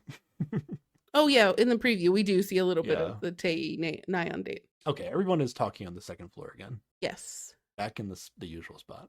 And they are asking about the biggest age gap they've ever had between people they date. And like, this is such a dangerous question to answer if you've only ever dated the ex who was on the show, which is, I feel, the situation for a bunch of people. Yeah. Like, specifically, the people who are the same ages and dated for a long time, I think they cannot answer this question. No one cares anymore. The show doesn't care. No one's getting kicked off for breaking rules. I actually didn't write down any notes from this because I didn't think anything happened. Well, specifically, Guman won't answer this. He's like, I don't care about age. It doesn't actually matter. And I'm like, yeah, because you've only ever dated Haeun and you're the same age. So if you say that, it's going to give it away. The first thing I wrote down is that Heedu says he likes Jiyeon's dialect. Yes. This is in person to the group with everybody there. He says this. At which point I wrote, is he intentionally flirting with Jiyeon because he found out that Tae is Jiyeon's ex? Oh. No, nobody. He hasn't learned anything. Why not? Why shouldn't he be privy to this information? Why should everybody else knows? But he doesn't talk to anyone. But he might have. There's so many things that happen that we don't see. You know. I know, but he's like, oh yeah, I'm gonna start flirting with Tae's ex. No, on the first night, he thought she was cute because she was hiding because she was embarrassed because she took off all her makeup. And that was before he even knew anything about Tae or whatever. So this is a follow-up on that. Okay. You really believe in the edit. Okay, I got you. He said she was cute. Yeah, they're all cute. He said everybody was cute. They just showed the one that's going to work out. Okay, fine. I just want to believe that someone is interested in Jiyeon because I think she's fun. And I mean, he can still be interested with her, but then is specifically breaking through his feeling of awkwardness just because of his. Also, he wants to troll Tae. Is what I think. Not just because. You think you don't think it's a coincidence that the person he's publicly showing feelings, flirtiness to, the only person happens to be Tae's ex? You think that's not a coincidence? You think that is a coincidence? Yeah, I think it is. All right. Life is so whimsical, Sarah. It's not that. It's. He actually thought she was cute. And there's not that many people in this house. Well, yeah, but he's actually going, I guess I got to put some fucking effort if I'm going to be on this show. And I can't just not talk to anyone ever. So here we go. And he's just very awkward at it. Okay. I honestly don't think he did enough networking to figure out that she is Tae's ex. I don't believe he did that. Okay. Heedu is a little awkward about this, where he lies and pretends that he's also from Busan, and then is nah, I lied. Actually, I'm not. But he does it in a way that Jiyeon in a confessional is he wouldn't have done it like that unless he was actually flirting with me. Yeah, she does this full analytical breakdown of this entire interaction. He had to have been flirting with me, right? It wouldn't make sense if he wasn't. So she's happy that she's being flirted with. She's never gonna complain about being flirted with, I don't think. Oh, yeah, of course not. And she thinks Heedu's ex is Haeun, since that's how it worked in season 1. Makes sense. I would think they're not, because it's unless they did that in season 1 where the two people that came to the house late went on a date with each other first. Yeah.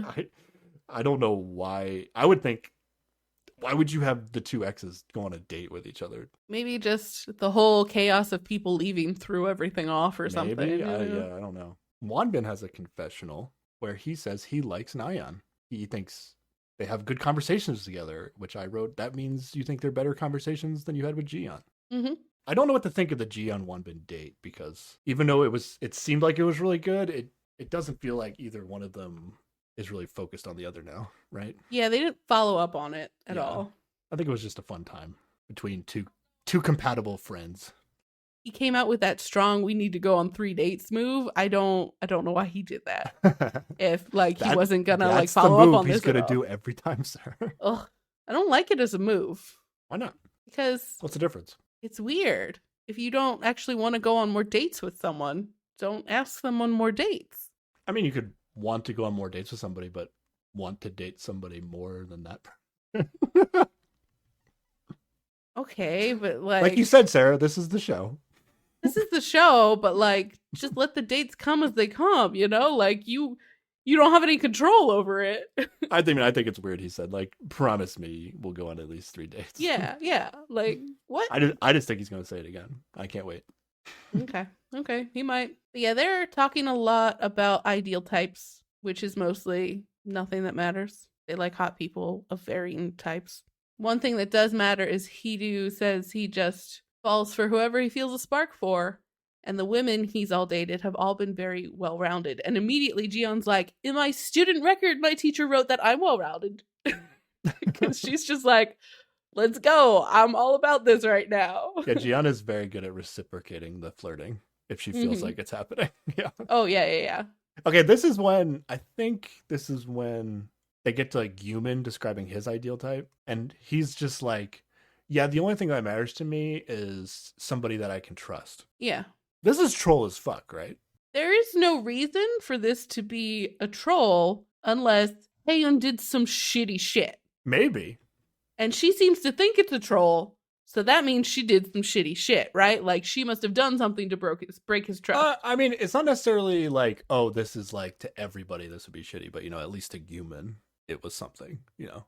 But what my perspective is like, this isn't a real answer to the question. Like, there's got to be so much more involved in someone he's looking for in a relationship than just like, yeah, anybody I can trust is good, you know? But he chooses to say only this fact in a group setting where she is there.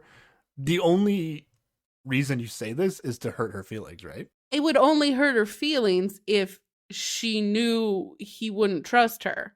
And he wouldn't trust her if she did something that meant... If she doesn't trust her, don't invite her on the fucking show. Like, that's my issue with it. Like, yeah, if she did something bad, they can have beef and not be together, but don't invite her on the show and then treat her like shit. I don't know that this is treating her like shit. Like, if you were in a relationship for a long time and they did something that broke your trust... I would invite them on a TV show. Okay. Sure. But that could very well become the most important thing for you going forward, picking new people. So even if, yeah, he doesn't trust her and there's no reason he should have brought her on the show, that doesn't make this an answer that is just a troll. It might be a very legitimate answer because it's now become the most important thing to look for him. Trust is it's default. It's default implied. You don't have to specify. Yeah, he essentially said so nothing. many people suck that you do have to look for it, you know? Like, and it could still be the most important. Like, there's definitely ways in which this becomes the thing that you say is the most important thing when you're looking for in a relationship.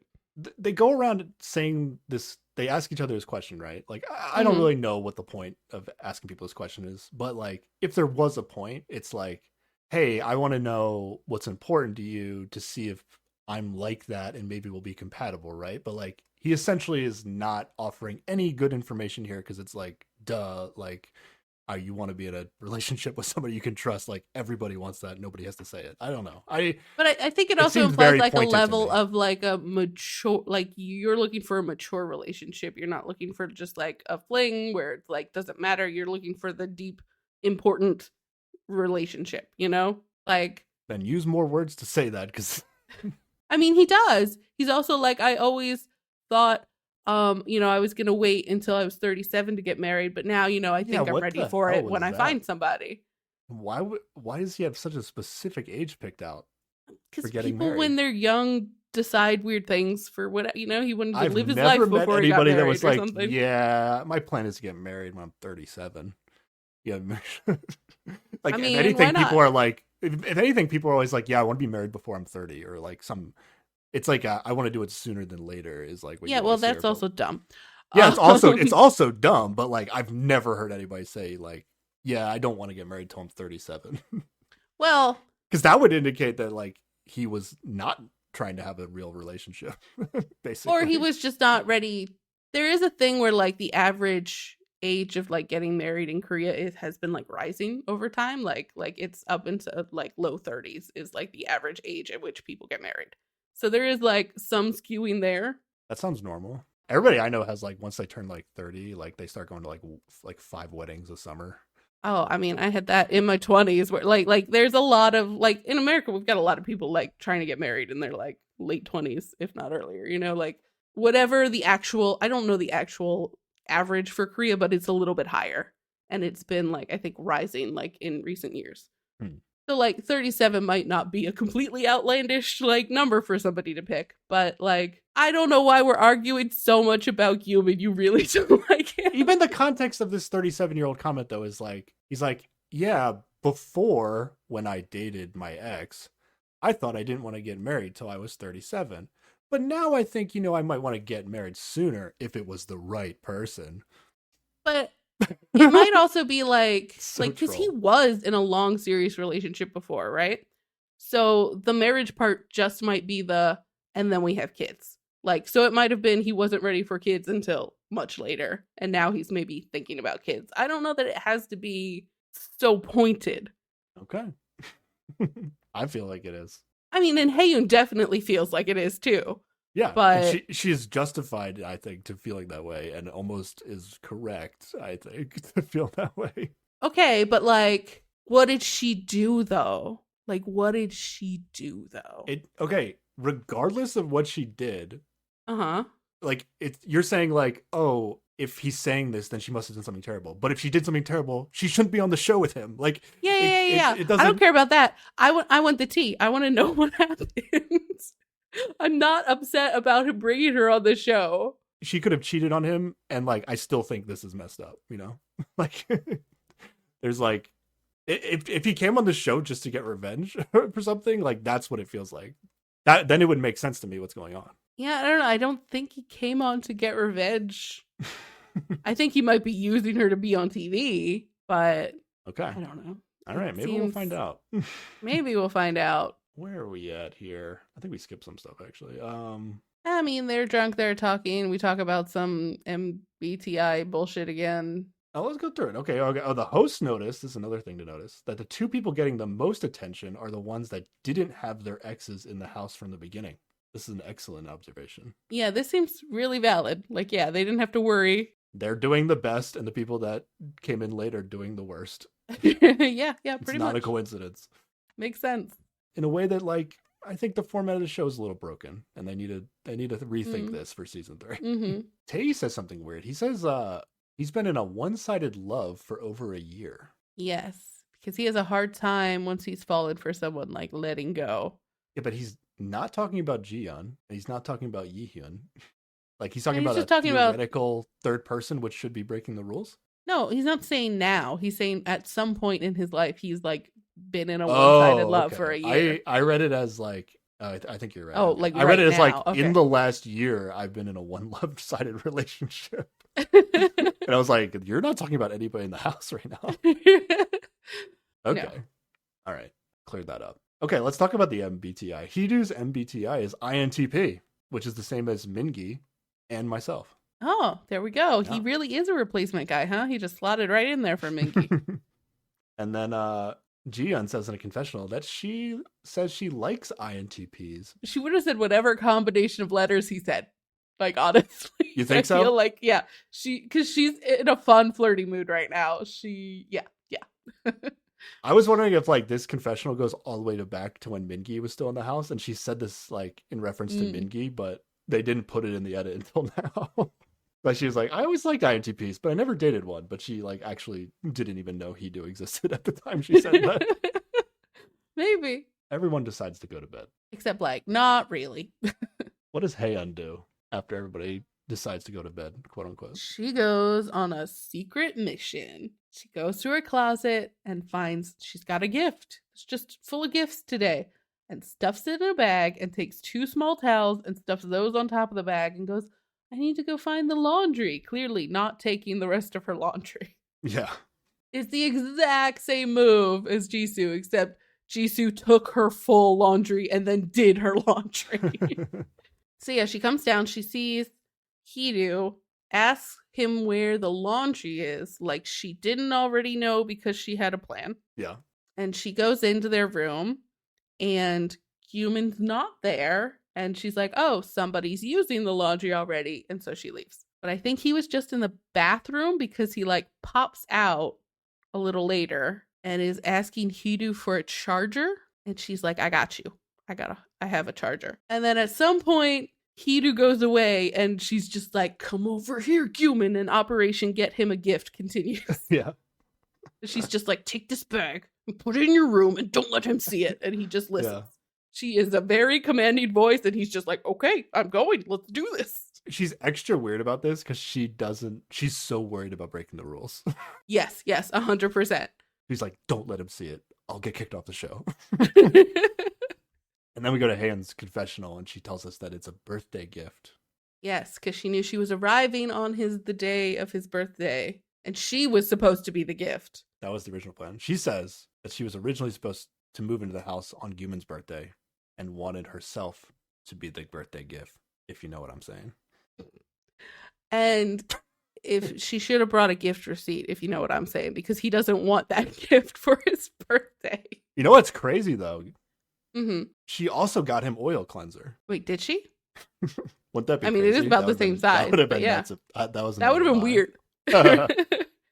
Because when he gets to his room, he like looks in and like he picks up the gift and like he looks kind of disgusted at it. Like, yeah, he's like, oh God. How do you invite this girl on the show and you're disgusted with like their existence? You know? Like, I don't understand what's going on here. And then he like hides it in a drawer without opening it. So who knows what it is. I couldn't tell if he didn't want to open it or if he was just like Hidu might come back any second. A little bit of column A, a little bit of column B. But B. It looked like he might be able to see what it is. I don't know. We didn't get to see what it was. Yeah. I just assumed it's more oil cleanser. I mean, it was about the same size, so sure. And then Hidu falls asleep at the kitchen table. What is this? Yeah, he does. Was he listening to music or something, or did he actually fall asleep? Or reading a book or something? I don't know. But then Nayeon like wakes him up, and then they're in like the middle of like I guess what is the middle of the night for these guys? Like nope, everybody's actually asleep except Nayeon gets up and wakes him up, or at least scares him on the kitchen table. And then she's like, "Are you disappointed that I didn't text you, right, or something like that?" Yeah. And then he's like, "No," and then she's like, "Why did you text me?" And he says, "Well, I would have done none if that was an option." And I just wrote, "Damn," in my notes. And then she's all like, "Are you feeling sad? I thought a lot about you. I was thinking about texting you. I really was." Yeah, this doesn't feel that real to me. Yeah. She's like, "I just didn't expect you to text me." And he's like, "I didn't." And then that's when she starts laughing at him because like he doesn't know that he doesn't realize that he can lie about, or he doesn't realize he can't lie about that to his ex about texting them. Yeah. Mm-hmm. Which again, unfair playing conditions. I don't think Nayeon is really. She might be thinking about Hidu, but she's not really thinking about him in like a romantic way, or at least he's got to be like, you know, he might be 4 out of 4 here. But Nayeon's cool with anybody. She's everybody's good in Nayeon's book. I guess. I don't know. I think there's still a little bit of a draw there. Like there's enough that she felt the need to go talk to him about not texting him after he texted her, but because Nayeon's like an actual human being who is like, I invited him to be here. You know, maybe I should at least make sure he's comfortable and make sure he's being okay. Yeah, because there's room there for them to potentially get back together. You could be a nice person to somebody you don't want to go back together with, you know? Yeah. That is true. But I think there's still like, just given that they broke up and got back together like 3 times, like I'm not putting stock in her like never again. What I'm saying is the only time Guman talked to Haeun, I know you're trying to talk shit on she was Guman. Like, "Get over here! I need to give you a gift right now." Like no, he also went, "What's your name?" when she first showed up. Yeah, really made her feel good. He was just playing the part. That's part of the thing. I don't know who's supposed to be the heel this season, but right now it's Guman for me. Okay. I'm totally fine with you being annoyed with Haeun. Like if you don't want to see that on TV, that's fine. But I'm just judging these people based on like, is this an appropriate way to be acting given the information we have and the situation, the reality of the situation they're in, not whatever the edit is trying to tell us, you know? And I do not understand Guman as a person. right now. I don't. No reactions to cute girls being interested in him. And he's saying things that are seemingly intentionally making his ex feel bad. So I don't buy that last one. And the first one is he is just emotionally constipated. The only explanation to me is that he doesn't give a shit about meeting anybody. He's just here to fuck with him. That's the only thing that makes sense right now. Okay. That's the end of episode 7. I guess we're just ending. Yep. Okay, this has to be the end of the night. Oh God, I hope so. It is so late. It's literally nobody's awake, and like all the lights are off in the house, and then like Nayeon and Kido are like almost talking in the dark.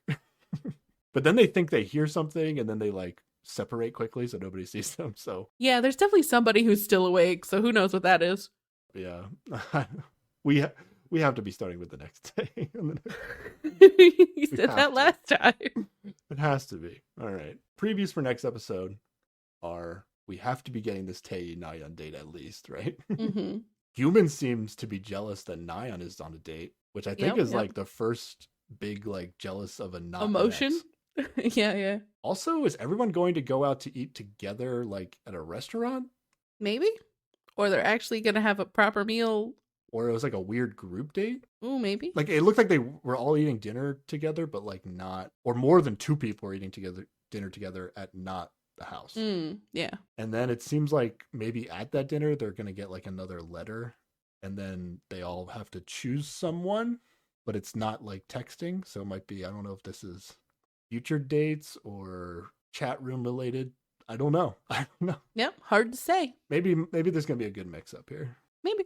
Okay. Human must be actually interested in Nayeon because it does seem he's going to get jealous, right? Yeah. Definitely. Okay. All right. What are we doing next? I mean, we're doing next episode 8 of this, right? Oh yeah, yeah. I know. We're gonna keep going. Yeah. You're still looking forward to this show, right, Sarah? Yeah. All right, me too.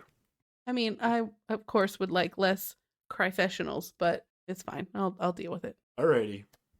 I think people are gonna have a lot to say to us after this episode. Yes. Where should people tell us what they think about us in the show?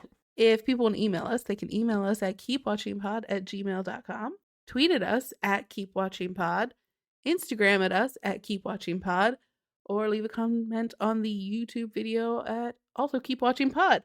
And if you want to tell us which side of this debate you're on, either Human or Haeun, you can leave us a rating or review on Apple Podcasts or Spotify. That's the debate. The debate is just like, who's the shittiest person in the Yes. Or, I mean, they both could be shitty. That's also true. I don't know. Whoever you agree with or disagree with. I don't know. Tell us all the things. Whatever. I mean, they've seen the whole season, most of these people. So. That's true. They have too much information. Dang it. Okay. Alrighty. You good to stop? Yeah. That's all I got. All right. Thanks for listening, everybody. Bye. Bye.